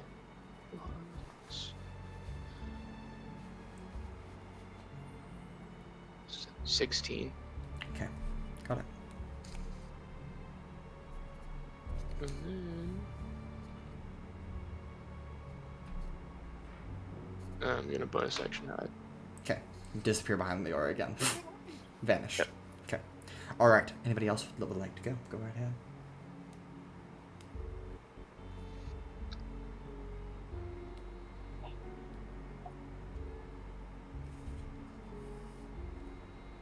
I mean, not before we head to the next area, no. Okay.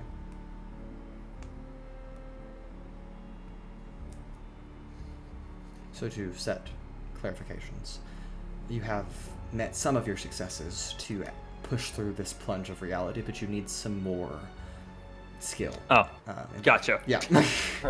Yeah. I was like, I thought we did it. No, I don't You've know. gotten 2 Fuck successes. it. You do need some more than that. I'll attempt an Arcana check. Okay. I'll help. Okay. Have advantage.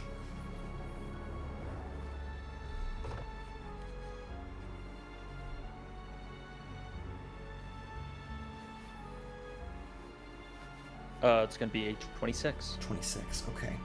Learning from the mistakes of your companions, you do not touch the crystals. You do not accidentally touch the crystals. You do not even doubt that the crystals exist or anything like that. You simply focus. You whisper a prayer to Aneris, and though, yes, his magic is out of reach, perhaps, maybe in a space, deities do transcend the planes to a certain degree, and you can still feel that radiant warmth guiding your hand as you stitch the magical rotation, the correct order and sequence back into place, as that is a 3rd success. You are almost there, but you still need to push a little bit further on this plunge. Yo, y'all really gotta step it the fuck up. I don't. Can I do an insight check Okay. on it? Sure. again? Yeah, I'll give that. You do know that, Jack. Not really. Okay. I don't even have fucking guidance. What kind of goddamn cleric am I? I don't know, man. Corven Dhal. I'm proficient, so In insight? I'll Okay. yeah. Do you both want to roll a die, or do you want Jared to roll both die? I'm asking because Jared has really bad luck, so... Or potentially, do we just want me to roll insight? or Jared, you could give advantage to I have- Liora. I have a pretty good plus on insight. Jared, your pretty good insight But it's doesn't no fit a natural guarantee. one. I also have good Is it- insight, and I tend to roll better. I don't know, like, I'm sorry, man. How about so if I roll 1 and Michelle rolls 1, Yeah, we take which one's higher? you take the average. Oh. Yeah, Then could I get in on that? I'll allow it. Sure. All right, all 3 of you roll insight. Go ahead. Okay, sure. Okay. All right, Alright. flat rolls though, no advantage. Yeah, no advantage, just flat rolls with your respective modifiers. Jared rolls a natural 1, causes all of us to die. Jared, damn it, Oh, you oh, being the natural die. 1. This roll screwed me. Did you say that was a natural 1, Jared? No, Oh, okay, good. I was like, oh no. it's not great, but it's not a natural Alright. 1. Sylara, what was your roll? Jared, what'd you get? 17. Oh, that's fine. All right, Michelle, how did Liora do? 19. 19. Okay. All right, Corven. 16 16. Okay. All right. with an 8th failure. Yeah. No. With a collective pass of a 17.3-ish, somewhere in there is how that math works out. When the DC was 16, all 3 of you begin to recognize that there is points in which this reality stabilizes and points in which it is collapsing, and find a way to situationally put all of you in a space, in a happy medium, as the plunge gives way to your next area. The vortex, frozen still by a spell cast from Sylara, vanishes behind you as you find a kind of spiral staircase, to be described as a corridor or staircase of mirrored glass and woven color, like a really colorful robe that you're walking down the fabrics of. You are leaving behind a nightmare and stepping into another space. And though this is a success and you are moving forth, do not forget that you have 2 hours and 25 minutes remaining. And while you do that, I'm going to go ahead and activate our break. Don't go anywhere, and we'll be back very shortly. See you in a moment.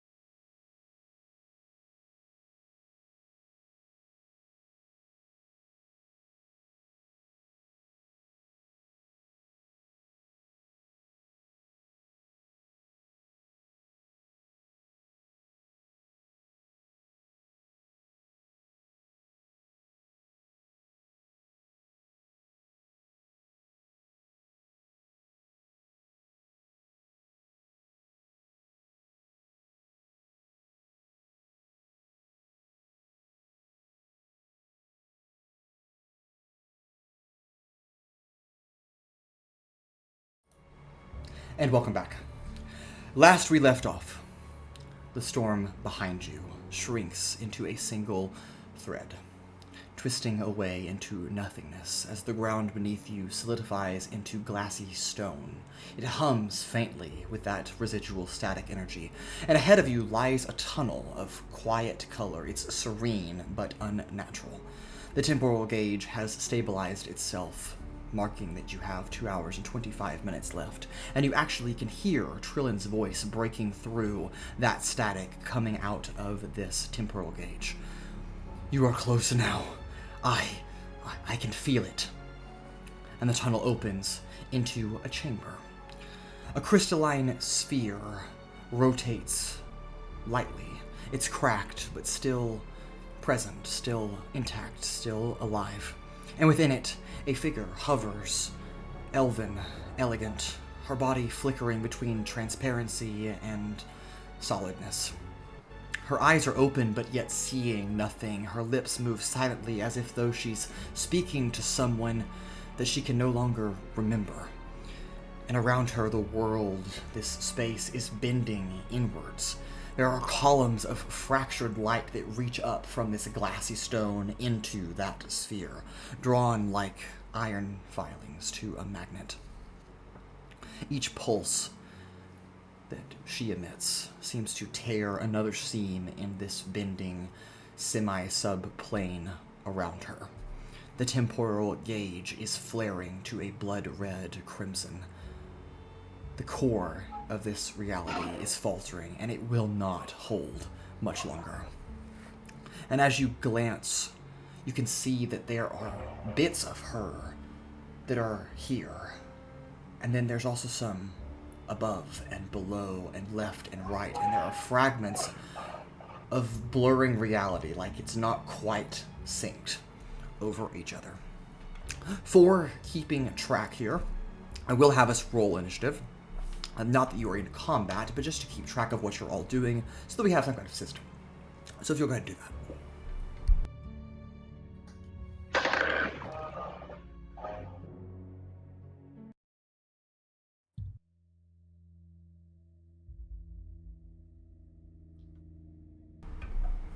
All right.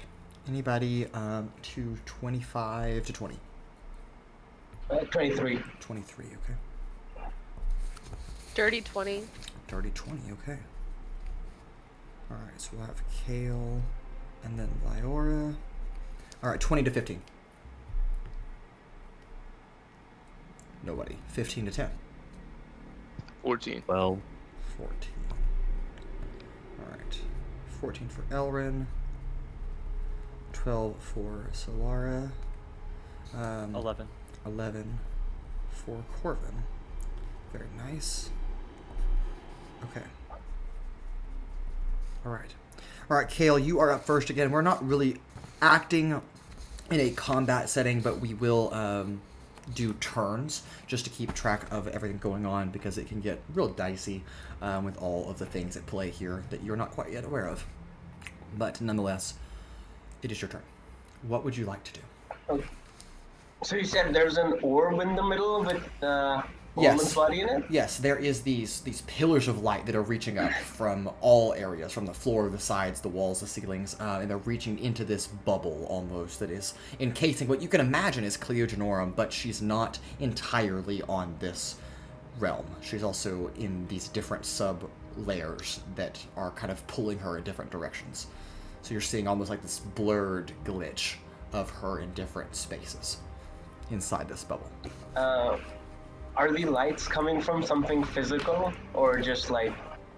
They are actual pillars here that seem to be intact, that are real, almost like that glassy stone you're walking at. They're almost like projections of that glass that reach up into this orb. Can I do an Arcana check on the beam of light going to that's making the bubble? Yes. Go ahead. 17 less 6, 23. 23. Okay. Sorry. I am rewriting something. All right. With a 23, you are certain that you need to kind of get those layers back together. You know, with a 23, that in order to interact with a different dimension, so to speak, you need to exist on that dimension. You're not sure with a 23 how to get to another dimension as of yet, but you do know that in order to repair the pieces of her that are scattered across these different realities, you need to exist in that space. So while you are existing in this space, you can interact with the version of her that is here. And the light itself is seeming to be reacting to her energy. It seems to be the outflow of her magic. It's not that it's moving towards her, it's actually moving away from her. It's actually supplying and sustaining this space that you're in. Because if you sever those connections, then the entire space you're in collapses in on itself into nothingness. Can I touch it? Yeah, you can, and it does not do anything. It is simply a very rough, like you're running over the edge of like serrated glass. You know, that feeling of shattered glass when you run your finger. Like if you push a little too hard, you'd cut your finger, but just the edge is rough and sharp. Okay. So all the other bits and pieces of her are in the bubble, right? Yes, in the bubble, but not all in this reality. There are blurs No. in different realities, all within the bubble, though. Is there any of them That's that my aren't blurred? No, they're all kind of this being pulled in different directions.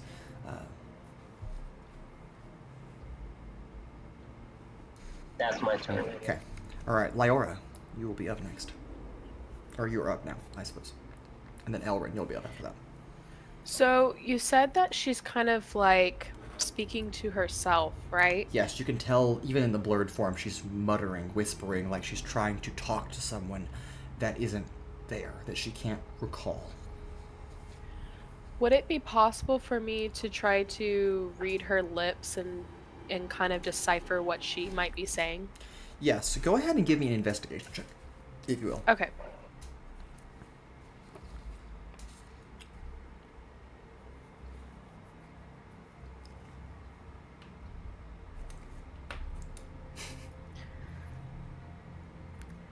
A solid 11. 11. Okay. You are staring, but it is because there's so many versions of her that are blurred out, you can't really make out the words that she's speaking. Plus, the glass stone that you're looking at is distorting that view even further. It's not a clear glass bubble. It's like refracting the light through. So you just cannot get a clear view on what she is saying.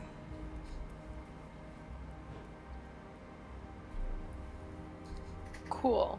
I was gonna do something else really awesome, but I realized it would take an hour to do. Okay. We don't really have that time. I mean, you have I'm 2 gonna hours and pass my 25 turn. minutes, so...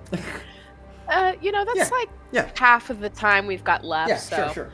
you know. Totally fair. And as you are trying to focus and look at her face, trying to make out those visions that you just can't quite get a clear perspective on, the ground senses you here.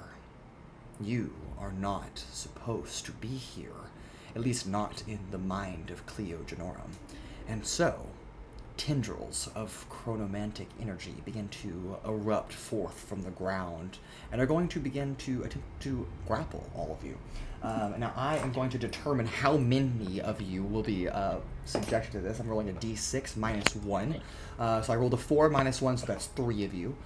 So we will simply, we'll say Kael and Liora and Corven. I'll say the 3 of you will be targeted by these attacks. If you will make a strength or constitution saving throw for me. Awesome. You can choose which one Okay. you want.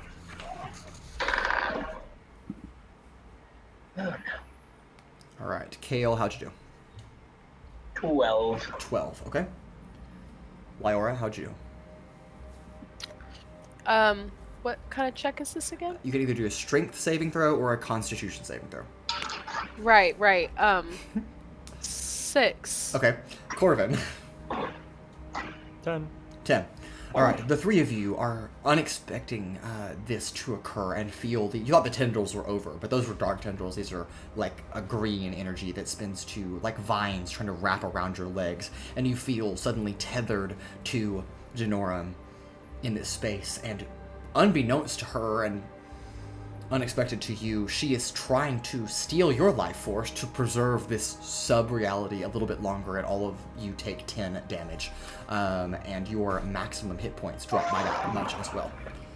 What if it only hit temp HP? If it only hits temp HP, then you just lose that temp and you're good.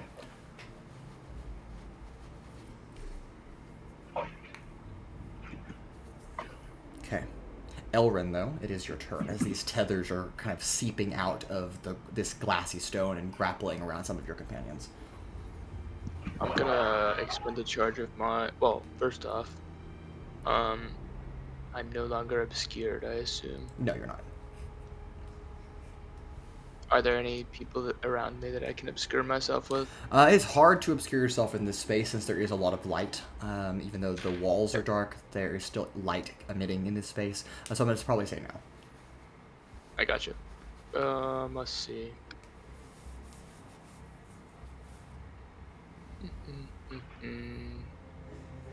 Is this a new round of Yes. combat? Yes, it is. Okay.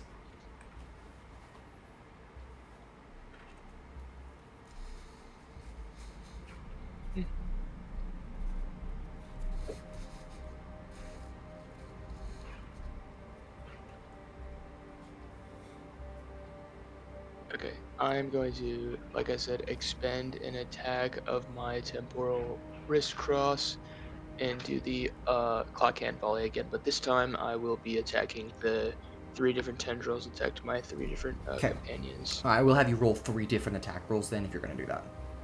Okay. Okay, that's going to be a...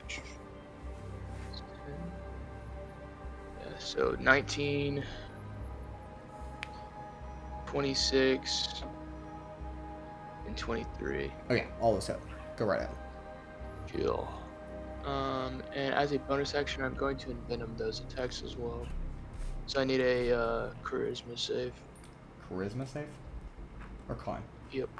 Okay. No, it's con, you're right. Okay. They are actually going to pass. It's going to be a 19 on the die. Okay.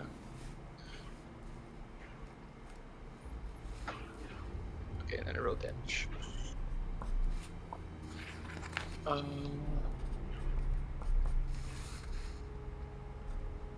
So the first one is going to be 8 damage, Okay. 12 damage, and 6 damage. Okay. These 3 tendrils, they are hit one by one by your bolts. However, the only one that is releasing after taking more than it has is Kael. Kael, you are no longer tethered by this, as it kind of recoils and disappears, and the magic kind of vanishes from that one. But Elrin, is there anything Yeah, I'll else turn you'd like pass to- now. Okay. All right. Sylara, you are up, and then Corven, you'll be on deck. So Jared, what does Sylara do? Think really hard. Trees.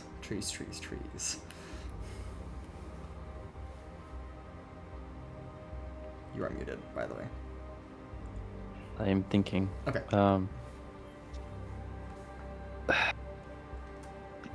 Would it be possible if I create a wall of thorns with my staff Okay. to kind of cut off the tendrils? Certainly try. Okay, Okay. I'll try that. Okay. Need to, I believe I have to make a saving throw to do that, correct? If a creature is It inside. is a. Yeah. Well, it's with my staff though. Right. But I believe if a creature starts its turn or it appears inside of a wall, usually they make a save to avoid getting hit by that wall. is usually how that works. Yeah, a dexterity saving throw. Okay. All right. So that is going to be a 10 and a 6. Okay, it's going to take 7d8 piercing damage. Okay. You can roll that if you really want to. I'm going to tell you that no matter how much damage you deal, it is enough to free your other 2 companions. Okay, that's even fine. if you roll all ones, it just the thorns sever those chronomantic tendrils, and all of you are free for a moment of this space. And since that takes care of that, actually, Jared, why don't you go ahead and roll me a d4, if you will? Okay. 3. 3. Okay.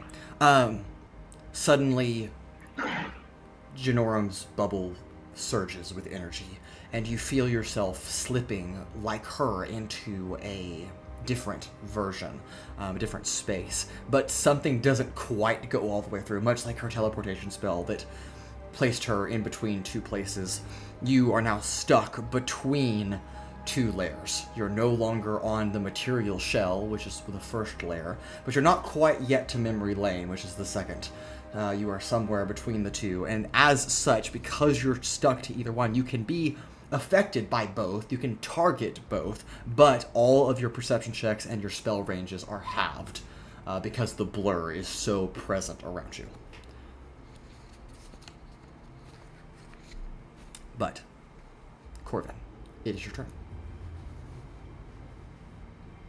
Okay, so tentacles are done. I guess, is there any current threat? Does not appear to be. Okay. And so in regards to kind of moving on these other planes, so Yes. to speak. Yes. Is it just simple as just approaching them? You have no idea. You are simply stuck between 2. So you can see Je'norum in 2 places now, but you can also feel yourself in 2 places, and it's very much blurred around you. And yes, you can move like you normally would in this space, but it's how do you want to interact with each realm is more of a better question. Sure. Sort of pausing for a moment to assess. I think Corven is going to kind of like take a moment to try and feel, like try to focus on where he feels himself in one of these particular planes. Okay. And try to maneuver in a manner that would place that version of himself to whatever that version of Je'norum is. Okay. So to clarify, you are attempting to put yourself only on one plane, correct? I think it's because he feels himself on like multiple parts of like Sure. on different planes, and like hypothetically, right? If he was like he feels like on one of these planes he is 10 feet, like in front of Cleo Je'norum, he would take 10 feet forward in real space with the idea of like all of his versions of himself would go 10 feet forward. Sure. Okay. How would you like to attempt to achieve that? I guess, I feel like he's kind of feeling himself across different places. He's focusing on, what makes him him, and in his mind, that's his soul. Trying to feel like, almost it feels like his soul is kind of branched across these planes and trying to like strengthen that connection. So I'd like to make religion. Yeah. Okay. Go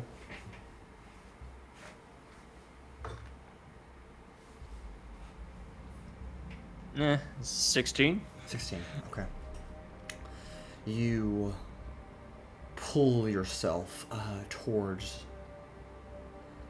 a place that maybe you could remember, maybe Cleo Je'norum could remember more of herself, and you actually pull yourself all the way through, not your companions with a 16, but yourself with a 16, onto just memory lane.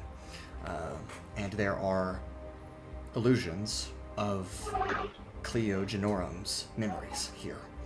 There are ones that include Trillin, but he looks different, but you know that it's Trillin. But there is also some that appear totally different. There are visions of her childhood, visions of cooking recipes, visions of these different memories. And then you realize this woman has lived 2 different lives in the same body. Not at the same time, but 2 different lives. She doesn't remember all of herself, and yet the subconscious memories are here.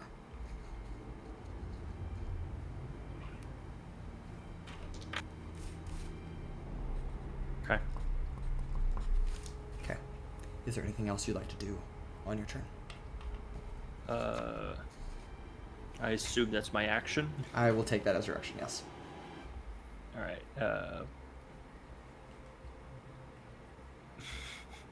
I could take the search action as a bonus action. Any fucking loot? Yeah, there's a glassy shard of energy, which if you pick it up, you will slice your hand. Right open. I loot that. Yeah. Loot that body? Yeah. Alright. Well, if you would be so kind as to roll a d4 for me. Okay. This will affect you and your companions, so... Oh, that d4's on the ground now. Okay. 4. 4. Okay. Now this is interesting because you pulled yourself all the way to memory lane, but not your companions. So the 4 of them shunt to memory lane with you, but you shunt further to another layer.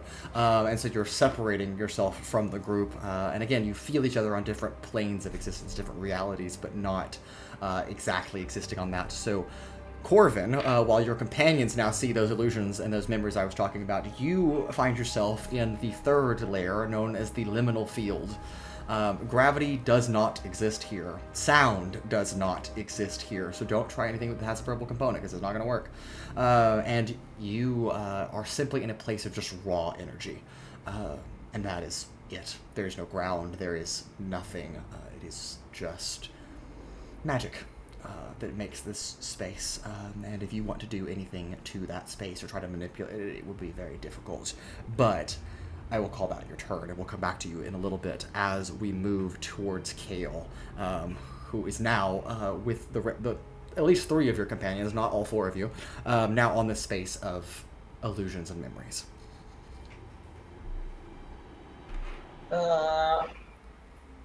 Can I cast message on Cleo to see if I can get through to her? Sure. Which version of Cleo are you attempting to target?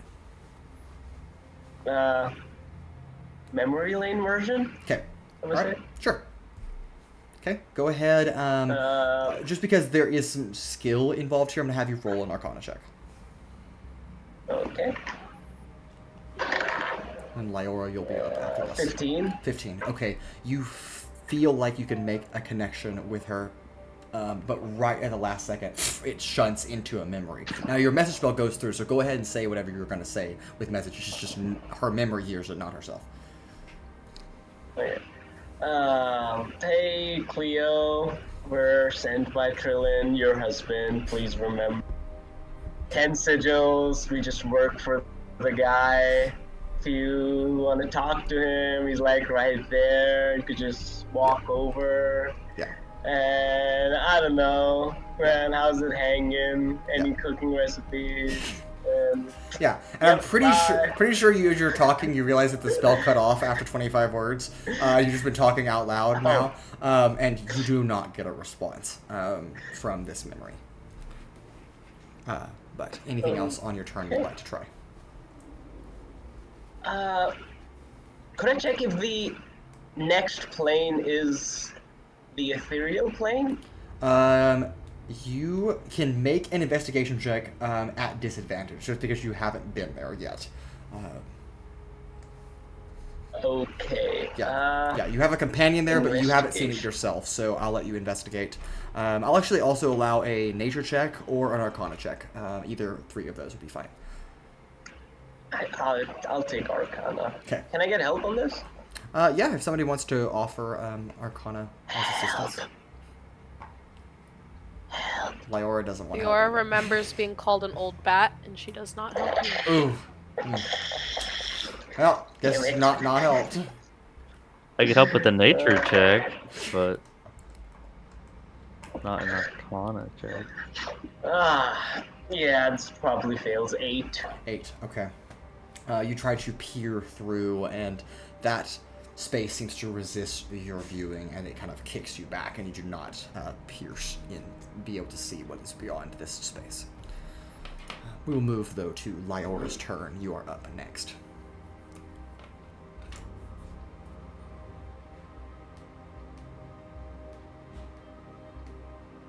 Okay, so we're in memory lane, Yes. right? Okay. I want to try to sit. If so, are like, is it fragments of memories that we can kind of view into, or are we kind of receiving flashes of her memories? Sure. You can just tell that you are seeing fragments of memories. You don't have to roll for that. Okay. Yeah, so you can definitely peer into them, and there is a way, I suppose, that you could actually interact with things inside those memories as well. I want to open my mind to the memories, and really open myself up to like something that was most impactful to her, something that we could maybe utilize as an opportunity to like tether her to some kind of reality. Sure. Go ahead and give me a insight check, if you will. I can help with that Cool. if I can. Yeah, you're allowed to help. That's fine.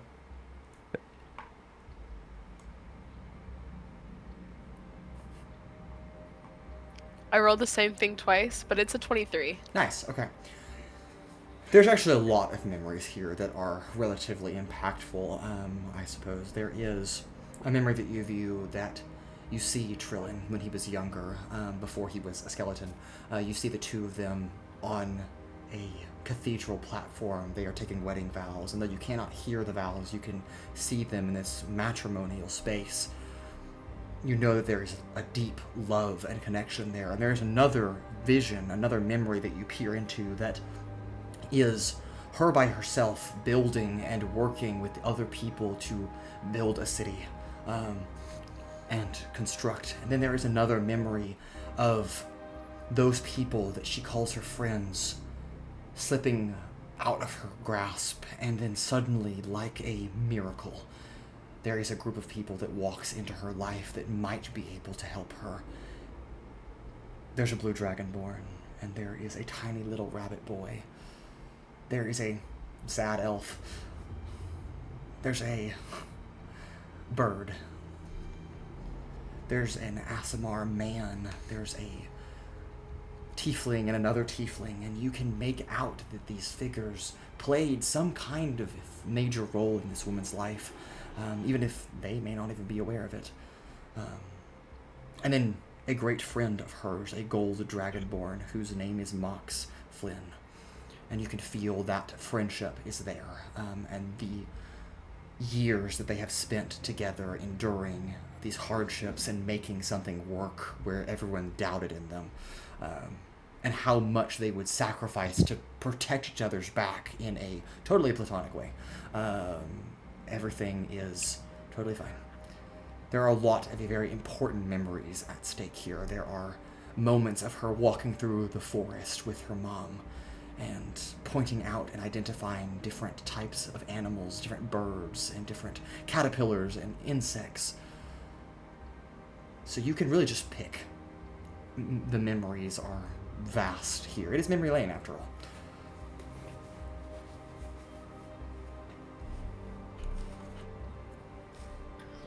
Okay.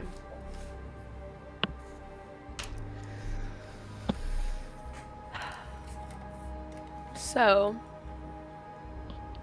at this point, because I'm able to kind of tap into some of these memories and such, at this point in time, with what I rolled, am I able to like go deeper into like a memory that I choose? Sure. Which one would you like to go into?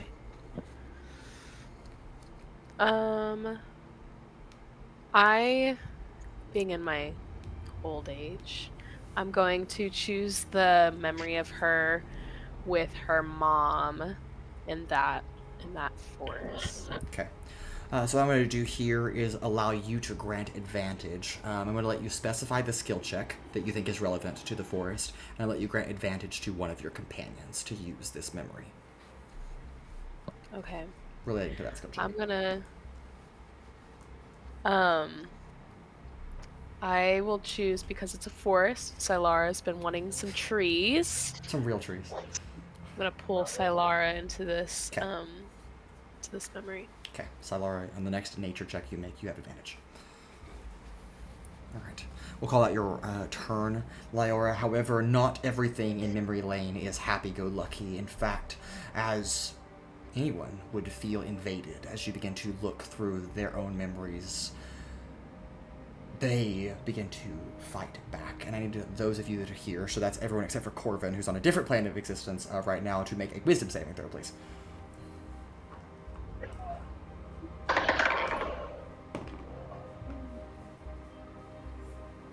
All right. Anant, how did Kael, how did Kael do? 17. 17. Okay. All right.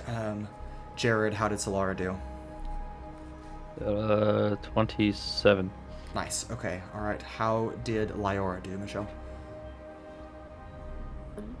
She did a 15. 15. All right. And then Elrin, how did Will? How did Elrin do? 15. 15. All right. All of you actually stave off these effects as you're focusing in here, and begin to resist those combatants of those memories, and are actually okay. Nothing happens to you at all for now. And then Elrin, it is your turn. Sylara, you're up next. Oh boy.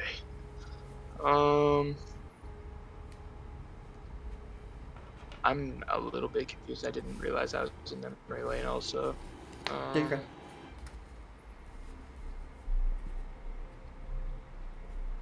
Is there a way that I can try to make a check to see more memories, like positive memories this time? I mean, I would say that Liora has already seen several positive memories, so if you want to just choose one of those to do something with, then you absolutely can. Maybe instead of going the positive route, maybe I'll try to look for something to give us a clue for how she came into the situation that she's in right now. Sure. Like what went wrong, what could have went wrong? Sure. Would that be like a investigation? I'll give you investigation, history, or insight. Let's do investigation. Okay. Roll at advantage because I'm gonna help you with the investigation. Okay. I have proficiency. Awesome. Thank you. 16. 16. Okay. You focus on a memory. You're kind of taking Liora's guidance, the one with her husband, with Trillin. And you see Je'norum, Cleo Je'norum, and Trillin. They are standing in this grove. They have drawn and etched these glyphs into the bark, into the soil, and they are on this pedestal trying to cast some kind of spell. You cannot, with a 16, figure out what that spell was exactly meant to do, but you can tell that it was meant to impact both of them, and it was meant to. It's chronomancy. I'll give you that. And they were almost perfect in how they did this ritual, but it seems that one wrong word with magic of this caliber can be devastating. And you watch as Trillin is thrown through the forest at light speed, as his skin is ripped off of his body, but his bones stay fully intact.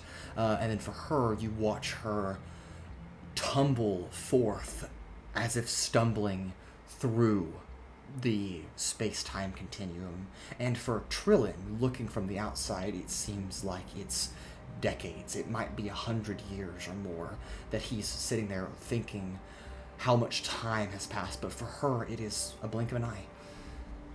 And then she's shunted out into a different part of the world of Aelithia in a different time. It has been years after this incident happened, maybe a century, maybe even 2. And she doesn't remember anything. And not remembering is painful. It's hard. And that contributes to the fracturing that she's experiencing here. But it's really the ambition that perhaps led to both of them experiencing some kind of lasting temporal curse. And if you would like... Does that cause any... Oh, go ahead. Oh. Go ahead. Does that cause anything negative? It does seem to be causing her pain, but if you would like, I will let you make a persuasion check to attempt to remind her in this memory that, Yeah, I'll do that. though there is space between the two of them, that there is perhaps a possibility that that space can be mended. Yeah. Let's see. Where's my- Oh, fuck, that's bad. 13. 13. Okay. You go to persuade, and you feel that it makes some kind of impact, but maybe not the one you're looking for. Go ahead and give me a D4, please. 2. 2. All right. All of you feel yourself shift and pull through another layer. Corven, you are shunted back to memory lane with your companions just as they are pulled back to the material shell. And on the first layer, you've actually gone backwards a layer. And that will be your turn, Corven. However, at the end of your turn, or sorry, that's your turn, Elrin. My apologies.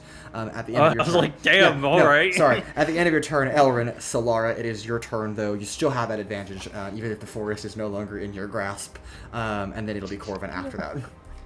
Almost skipped 2 people. Don't worry about it.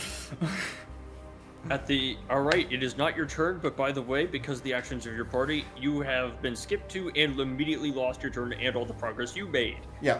Alright! Yes. Okay, so we're back to square one. You're back to square one. I'm back to square one, apparently. Is there a nature check that I could use to get back to the memory line? What are you proposing? How would you do that? I don't know. I'm not exactly sure how we got to the memory lane to begin with. Totally fair. Either.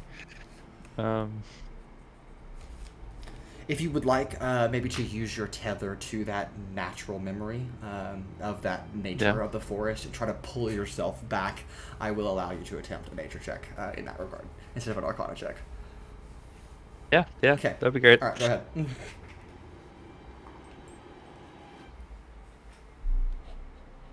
Wow, that's not great. Jared. That's a 10. A 10. All right, go ahead and roll a d4 for me. 4. 4. Okay. Hey, even if average rolls work out. So immediately you are all shunted back to right where you came from as you're pulled through. However, this is starting to give you a little bit of like jet lag as you're switching between realities. I would like all of you to make a Constitution saving throw, please. Does that include me? That does include you, Corven. You're going right back to the limit. Okay, so of I'm back up there, con save. Gotcha. Yep. Just making sure. All right. Kael, how did you do? 13. 13. All right. Sylara.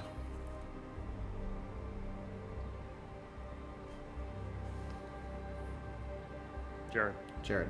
Oh, sorry. I forget my name. I know. You're used to being called Pura, but anyway, for luck points, do I have to say I'm using it before I roll? you have to say you're going to use it before you tell me the number.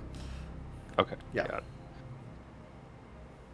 Oh, okay, that's not bad.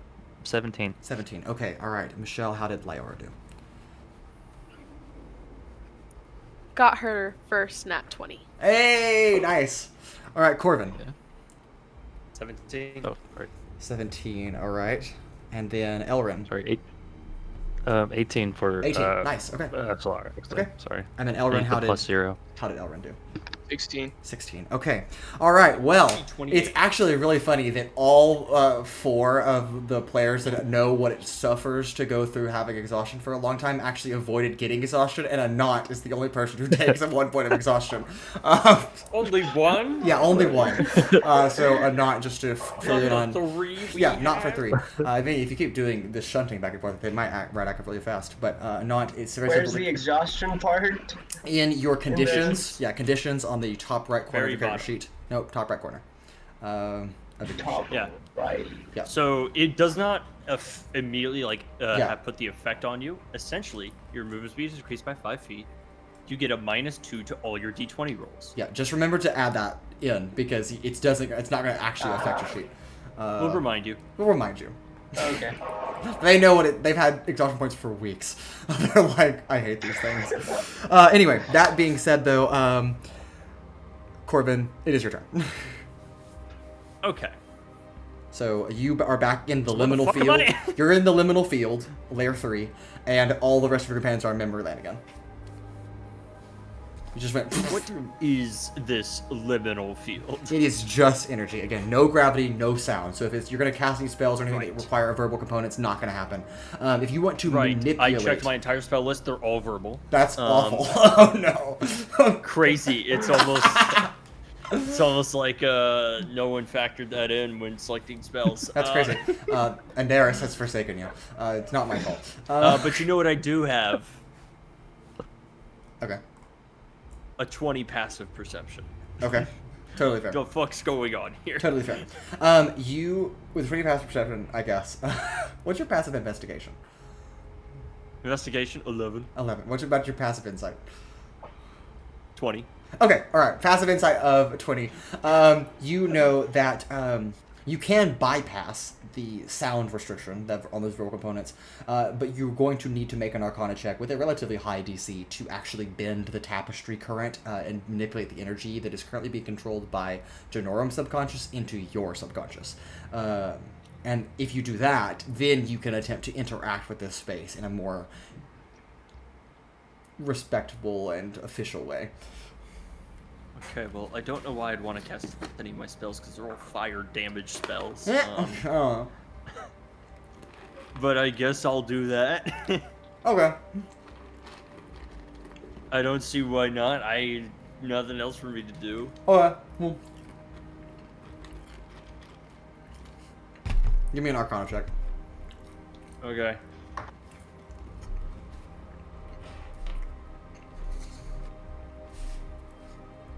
$23. 23. All right. Suddenly feel yourself oriented in this space as you temporarily grab hold of this energy, and it's now under your control instead of Je'Norum's. I will give you another action, though, if you want to do something else. Fireball. I don't... You could. I mean, hey. No.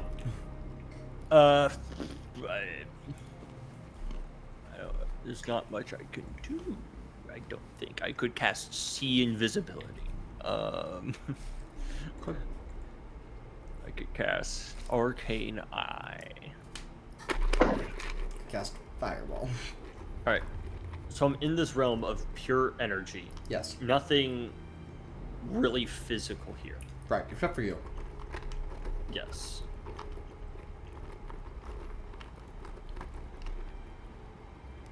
And it's not necessarily dark per se. No. It's actually quite well lit in this space. Okay. I'm just trying to make sure I understand what all is what. Yeah, they're good.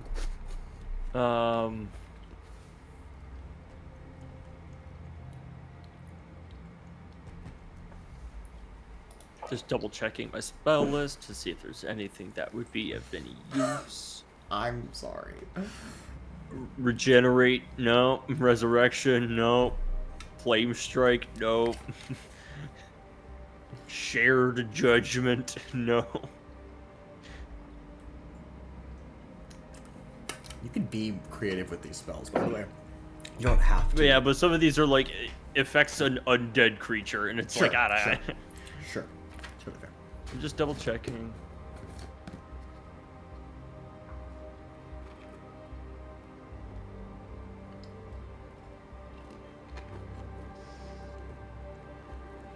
You know what? This might be interesting. Okay.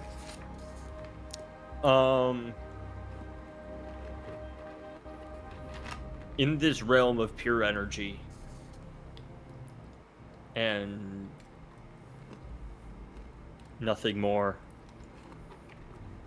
feeling loss, Corven does the one thing he knows and turns to an heiress, asking for a blessing of its light. I will use Channel Divinity to cast Radiance of the Dawn. Okay. 30-foot emanation originating from myself. Any magical darkness, such as created by dark spells, is dispelled, as well as doing damage to things around me, but I don't know that. Okay. I'm essentially trying to create like almost like a beacon, Yeah. or like a spotlight, maybe. For sure. Go ahead and give me either an Arcana check or a Religion check. Gotta be religion. Gotta be religion.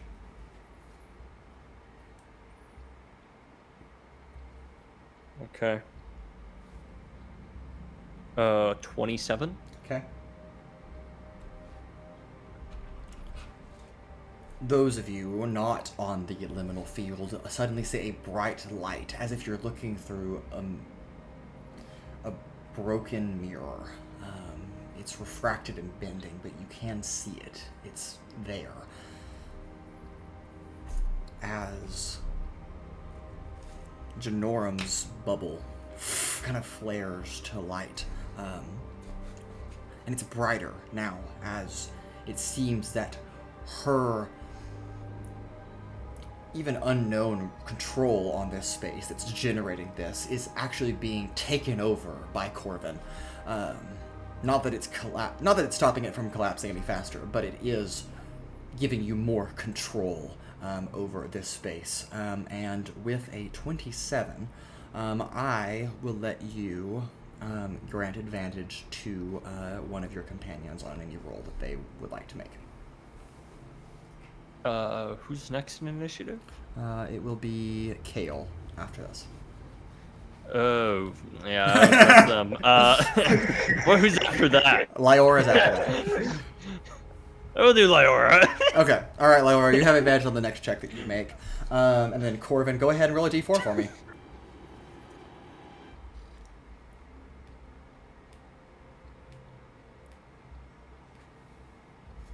A 4. 4. All right, all of you lurch forward once again in this space. For Corven, you end up back on the material shell, as there's only 3 layers apparently to go through. That's the next one after this. But for all of you on memory lane, you are suddenly finding yourself in the liminal field, where there is no gravity and no sound, simply just energy. Good luck. And Can Kael, I leave? You just walk out. I mean, I suppose you could. Sorry, Chief, couldn't find her. The rest of them died along the way. All right, but Kael, it is your turn. Okay. I want to cast Alter Self on myself. Is that a verbal component? Wait, hold on. Components V, S. Yeah. Yep. Okay.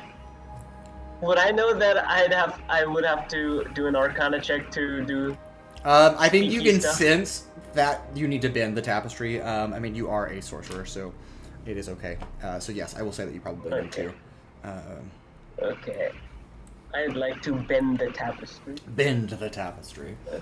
Do it. Bad luck. How many lucks can I use per turn? I think you can only use 1, but if you really are that desperate, I'll let you use as many as you need to, up to the 3 which you're allowed to use per day. Awesome. Just use all 3 of them. Just roll. Okay, this is fine. Okay, 2 lucks used. Oh my goodness. Let's see. 21. 21. That is a pass. You can now use a verbal component spell. Okay. Okay, so I want to cast Alter Self. Okay.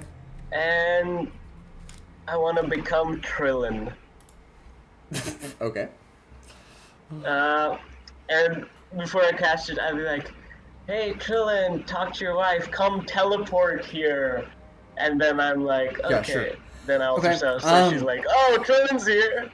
Can you give me either a persuasion or deception check? Persuasion. Oh, that is a good persuasion. Okay. Watch me get in that one.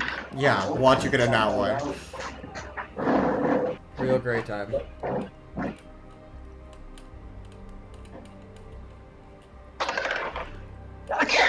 I am not even kidding. It is a nat one. Hold on, I'm gonna use luck. Okay, alright. Like, luck point. Rolls a second natural one. Okay, 14 plus 8, so Okay. 22. Okay. Alright.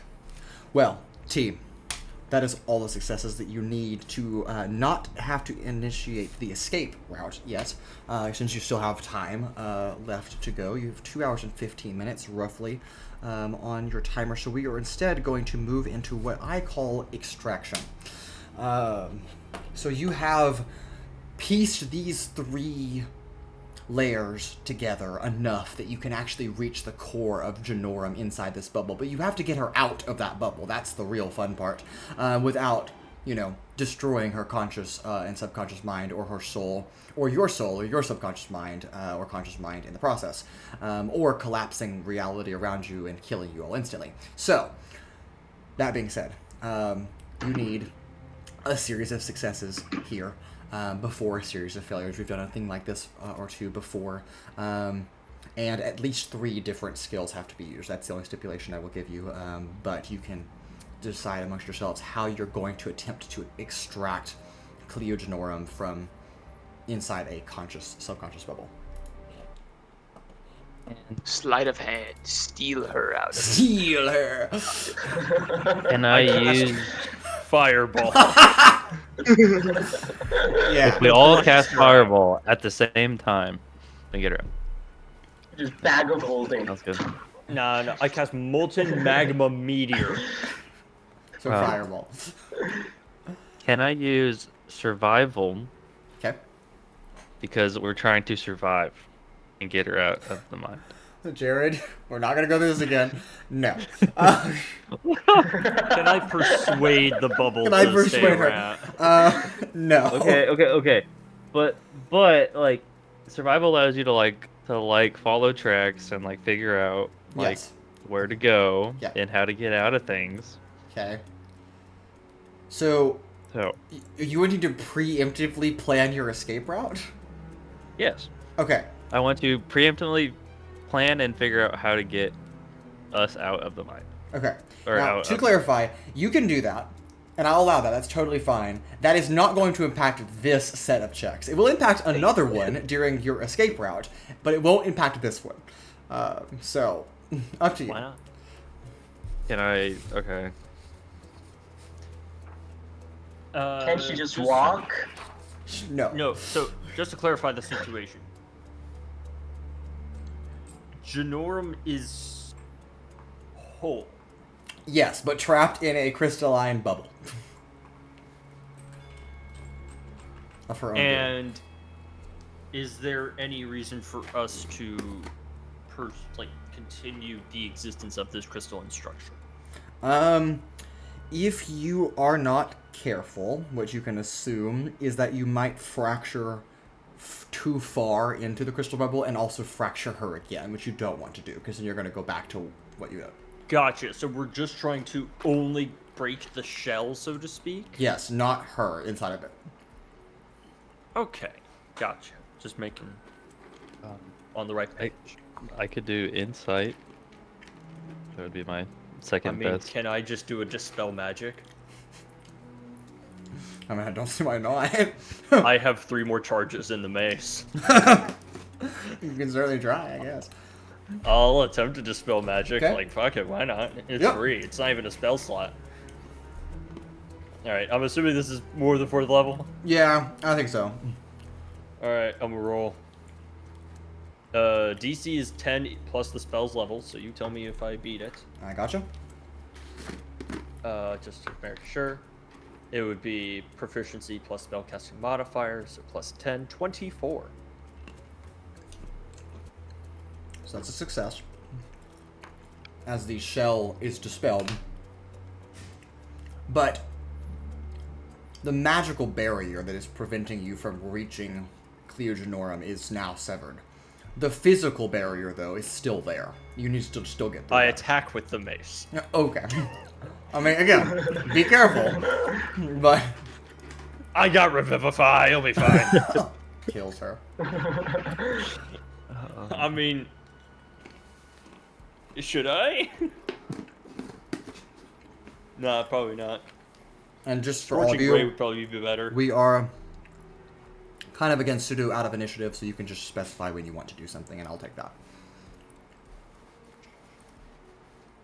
How thick is the physical barrier? It is hard to tell. Several feet, probably. Can I 10 insight? feet? Probably not 10 feet, but several feet. Can I insight to figure out the best way to break the barrier? That is an investigation check, not an insight check. But Here's, you can Never investigate mind. if you want to. here's what I'm going to do. Motioning everyone just take a step back, at least 10 feet-ish. And I cast Fireball. I will cast Fairy Fire Okay. on the cube. Now, I'm going to assume it fails a dex save. It does. It's an inanimate object. Right. Just making sure.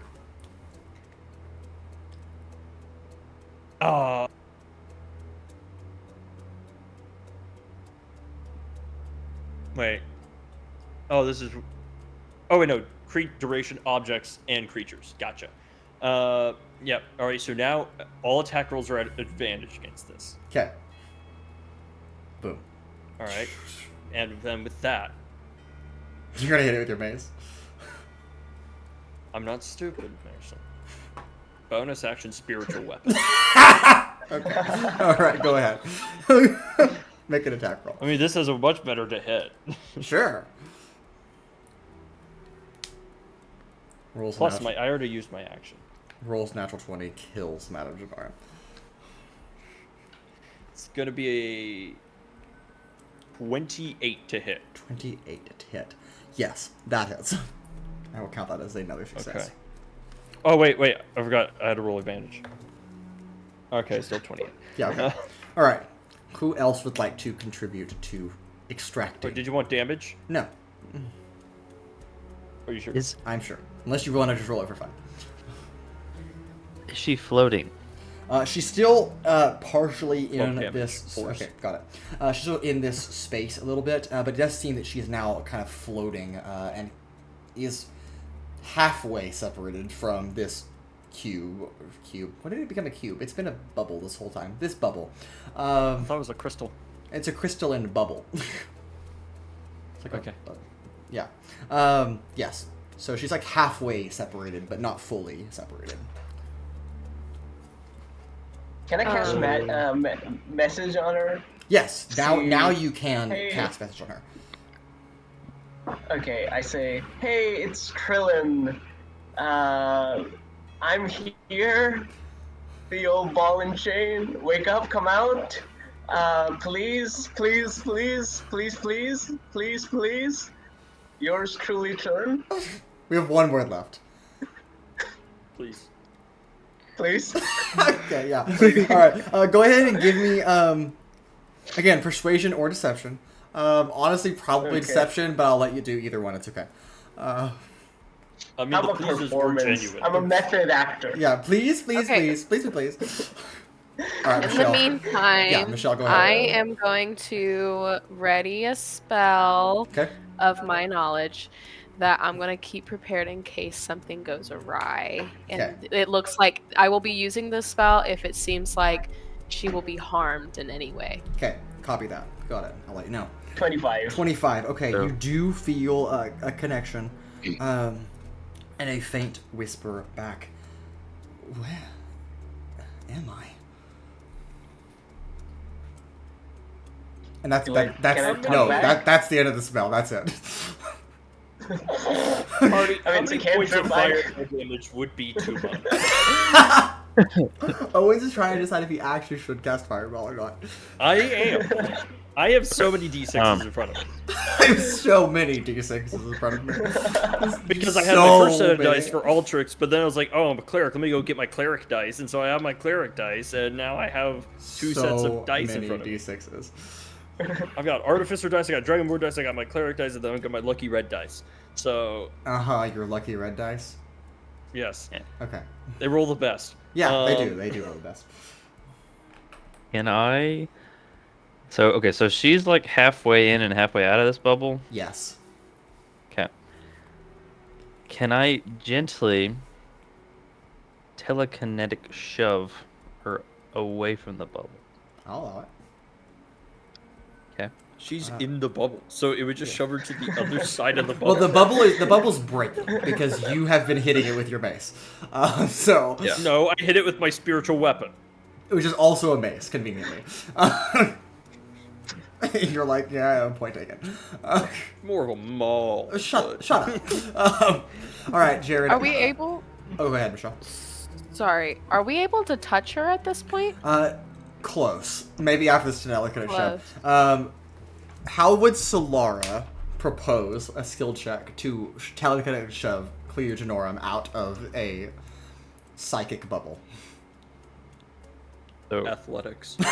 yeah, or well, I was thinking about using like a combination of like mage hand and the shove to try to like separate them. Do you have sleight of hand? Like proficiency in sleight of hand? I do not. Okay. I do. I could give help. Yeah. Roll sleight of hand with advantage. Okay, and so it doesn't.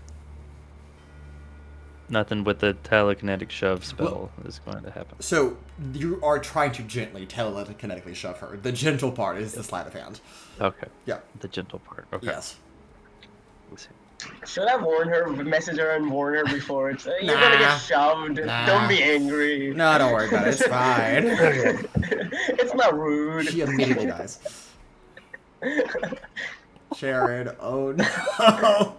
I rolled the exact same thing I did last time with advantage, so Okay. that's a 3. 3. All right. You gently shove her as you plunge her, and she shatters through the other side of the crystalline rubble. Michelle, this would be a good time to trigger whatever spell you're holding, because she's just going to take a lot of damage. I cast Switcheroo. Okay. So that swaps your location, right? And her. Yes. Okay. Go ahead and give me an Arcana check. Okay. That probably is the most befitting here. Okay. Oh, that's really good. That's 30. Okay. All right. You somehow, in the switcheroo, take no damage as you're shoved through the psychic barrier, just because that's such a nice roll. Instead, she appears right where you are on the ground, laying there. However, though you did trigger this as fast as possible, she's not breathing. So, we'll start with that. Well, if it isn't time for John Cleric, John Blair. cracking my knuckles, reaching into my pocket to not pull out a diamond because I don't have one. Okay. She is. So when you say not breathing, are they down or dead? Down, not dead. Well, that's anticlimactic. Okay, she's dead now. Hey, Yeah. you know what? I'll roll a d20. I'll roll a d20. Roll a d20. Okay. Roll a d20. You want odds Why or, the fuck would you say you want that? odds or evens? Can I take multiples of 3? Okay. So you want a 33% chance instead of 50% chance? It's less because I don't have 21. So Okay, alright, totally fair. So 32-ish%. Okay, so if I roll a multiple of 3, she will she will be just down. If I yeah, roll that's why I get some odds, some evens. This is the best of both worlds. if I roll anything other than a multiple of 3, No. she is in fact dead. Yeah, fucking send it. Hey, that's a 3! She's just down, not dead. I'm the greatest cleric there's ever been. John Cleric. John Cleric. Corven, John, Dhal. John Dhal, the cleric man. Yep. All right. Proceed. You're down though. in front of me. Yeah. I'll cast heal. Okay. Just. Okay, that's. They instantly restore 70 hit 70 points. hit points. Okay, is it 60 or 70? Okay. 70 hit points. Also ends blinded, deafened, poison conditions. Okay. She is there. Her eyes kind of flicker open again. What? Who are you? Come with us. Who are you? We'll explain later. I'm Place will gonna collapse go soon. stand in front of her. She'll see Trillin. She'll be calm. Okay. And Like, she still has no hey. idea who you are. That's totally fine though. No, and I'm speaking, alter self that Trillin. yeah, I know. Yes, She doesn't know who Trillin is. Remember the part Oh. earlier where it was like this person has lived 2 lives and has amnesia? Oh. Yeah, that's right. Oh, However, speaking of Trillin, you do hear Trillin's voice come barging through this space. I'm losing it. I can't hold any longer. Run now! Come on! As the space, now that you've taken its anchor out, it begins to crumble in on itself at a very rapid rate, as things just start fizzling like dust into nothingness. And you certainly do not want to be caught in that, so you best be going. Okay. As we make our way out, let me just real quick head count. There's 5 of us, 6 with Je'norum. Yes. So I'm going to cast at 3rd level. 3rd level? No, I just need to do 2nd level. Or no. You and up to 3 other willing creatures. Alright, so that's 4 base, so I need 2 more, so 4th level. Yeah, okay. I will cast at your side. Okay. For the duration, each target's speed increases by 5 feet. And whenever an affected creature ends its turn, the other targets of the spell can use their reaction to move half their speed. Essentially, we're all going to move a little bit faster. Okay, totally fair. All right, well, we will move into our escape route here. Again, kind of like we've been doing, you will need a series of successes before a number of failures to adequately escape back through these layers that you are speedily running through. So, as you're moving, not really in initiative, but because you're all kind of going at the same time, how would you like to escape? How would you like to contribute to your escape plan? I would like to use survival and try to lead like the best course Okay. and avoid obstacles. Okay, go ahead and give me a survival check. Okay, if I have Is Je'norum unconscious expertise, still? She is awake now. She is moving. if I have expertise, what does that do? That means it's already factored. it's already factored into your sheet, but it just means that it's added twice proficiency instead of once. Okay, but it's not like an advantage or anything. No, it's already factored into your sheet. So whatever number you see added next to that, that's already correct. Okay. Ooh, okay. That is a 32. 32. Wow. Where are all these rolls, Jared, that you need Well, for Bureau? well, I have plus 14 to survival. Well, maybe That's why I'm Kura trying needs to to use get it. plus 14 to coin. Honestly. It's like, I wish. All right, that will be a success for sure as you are hastily running through this.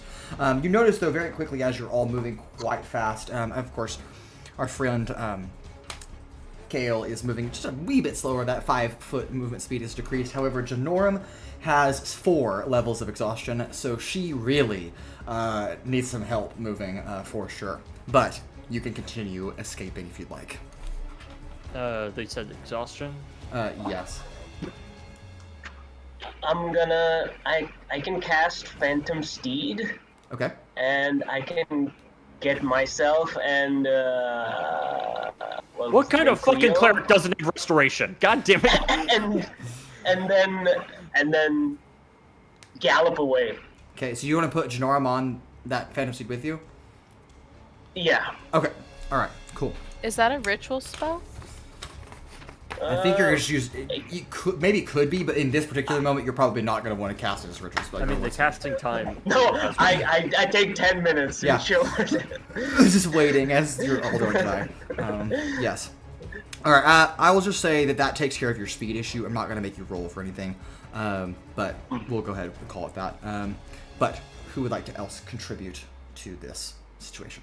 I guess not gonna. I don't know if it'll affect us right now, but as we are running out, I will cast Circle of Power. Okay.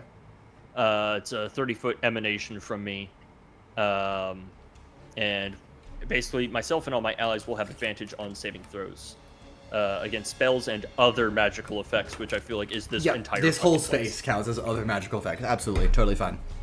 Okay. So if we do fucky wucky up, Sure, totally fine. Okay. All right. Anybody want to contribute a skill before I guess just start telling you? Perception. Okay, yeah, perception's fine. Trying to find Trillin's voice and kind of follow that back as a beacon in this Can I take chaos. passive? No. I'd ask. This is a very active thing you're doing, so. 16. 16. All right, that is exactly the DC you needed. That is a success as you, again, the static in Trillin's voice, plus a little bit of guidance from the temporal gauge itself, directing you up, out, back through the vortex, up on that little thin wire as you're moving back up towards that rift. Who else is going to contribute? Can I contribute Arcana Yes. by... Yeah. Yep. Can I provide help action? Yep, that's fine.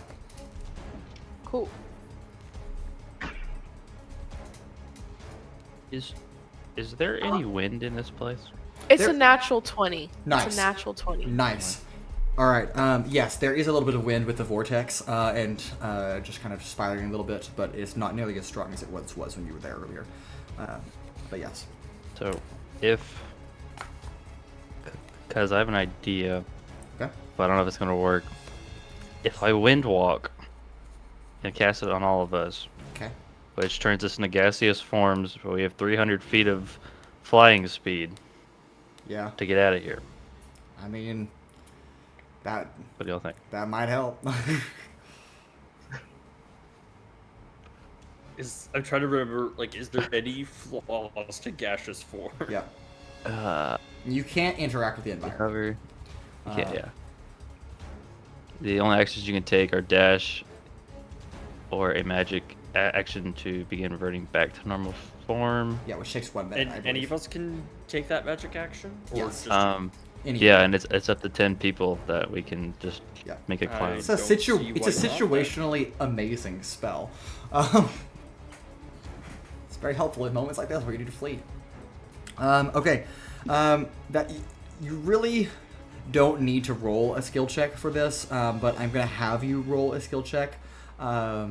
So I'll let you Roll roll. it. I'll let you have nature though. So this is wind. So I suppose. Okay. And then Michelle, you had a natural 20, so I will mark that down. Very good. Okay, you are, as right before Sylara is about to cast a spell, you are actually, there's some rips in reality opening in front of you, and you're using your Arcana to kind of pull those back together so you can run smoothly across those spaces with the help of Corven. But, all right, Jared, if you want to go ahead and roll that nature check. You can do it. No, Alright. no pressure, because if you succeed, you might get your entire group out. But if you fail, Okay. If I use a luck point with the new rolls, do I have to take the new roll, yes, with luck point you do take the new roll. I believe so. or is it just advantage?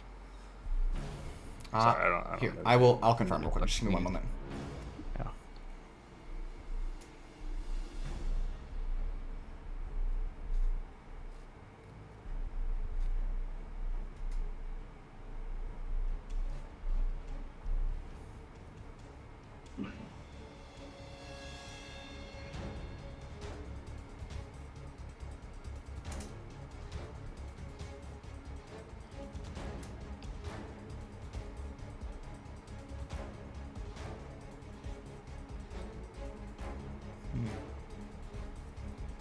It's actually not really specifying this.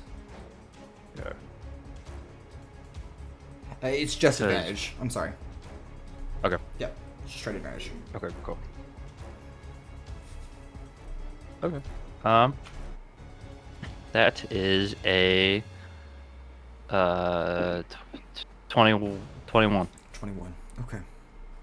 All of you feel your physical form suddenly vaporize into gas, as you are now a sentient cloud of gas that can move much faster than before and track up and out. And with that being our fourth and final success here, all of you, as you are materializing back to your physical form, you dive through a shimmering wall with Trillin just as it collapses. The air behind you, as the reality subspace is shunting everything out because it is itself collapsing, pushes you out like thunder. Sand floods your vision as you crash into a desert city street. The wall solid behind you. Nothing left but sandstone and silence. And Trillin kneels beside all of you, his body trembling. But he recognizes his wife.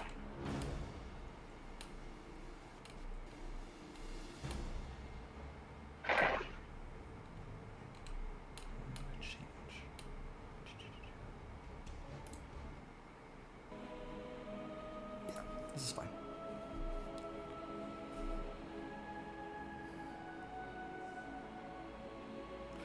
He looks at all of you first. There is no amount of words that a person could say to thank you for what you have done, how much Cleo Je'norum means to this individual. So instead, in silence, as he weeps tears, that silence speaks more than any amount of words could possibly imagine to do. In our final moments here, what are all of you feeling? What are your thoughts as we begin to move away from this scene? We'll start with Anant as Kael.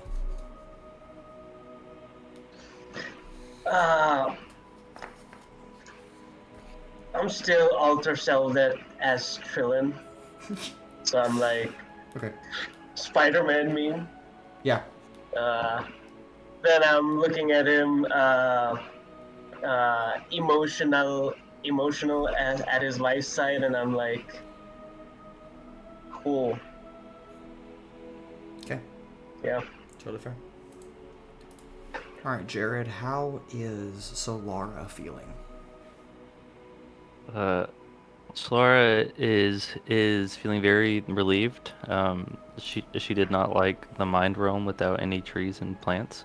Sure. And she is happy for Trillin that he's able to see Madam Je'norum again. Michelle, how is Liora feeling? Liora, being the age that she is and has experienced much in her life, finds herself feeling kind of these dual feelings where she is finding herself feeling pride in some of the arcane magic she was able to produce, but she also feels very solemn and melancholy as she is reminded of what she has once lost and cannot regain with her brother Aaron, but is happy that she could reunite two loved ones. Sure. Owens, how is Corven feeling? He's rather confused as to what exactly this was. How did, Trillin, how is he aware of this thing's existence? What was the nature of it all? Why did we send a assassin rogue in here? Many questions. And most of all is questioning whether or not they were meant to retrieve this person. Sure. Someone behind so many barriers. Fair enough. Will, how is Elrin feeling? Elrin's happy we made it out alive, and just kind of off to the side a little bit, back, kind of more solemnly, head nodding, and just accepting the moment of that we got a couple back together after potentially centuries of pain and suffering for both of them, and distance between apparently unbreakable love. And as all of you take in this moment, you are proud of how you performed and how you worked together as a team, even if there were some hiccups along the way. And of course, you have questions. You will always have questions. Perhaps you will never fully be able to answer those questions. Yes, Owens, go ahead. Do we level up? No. You do not. This is a one-shot. Do we get a raise? Maybe. Banhammer! Maybe. We can talk about that later. But as all of you do have lots of questions, some which you can maybe get answered from Trillin, some maybe from Cleo Je'norum. And then a gold dragonborn is walking up to the scene, and you're like, who the heck is that guy? And you might have some questions for him too. But we'll see. However, days later, at a secure OTS facility, Outpost 11 specifically, your colleague, Maggie, who has returned by now, dealing with the civilians, and sent them well on their way, closes a file with a smile on her face and places it into its proper location in a large, organized system here. As she closes it, the label reads, File 2427, within the wall. Thank you all for joining us. That's all for tonight. And as a reminder, the adventure does in fact continue. We will see you next time on Arcane Adventures. Have a good night.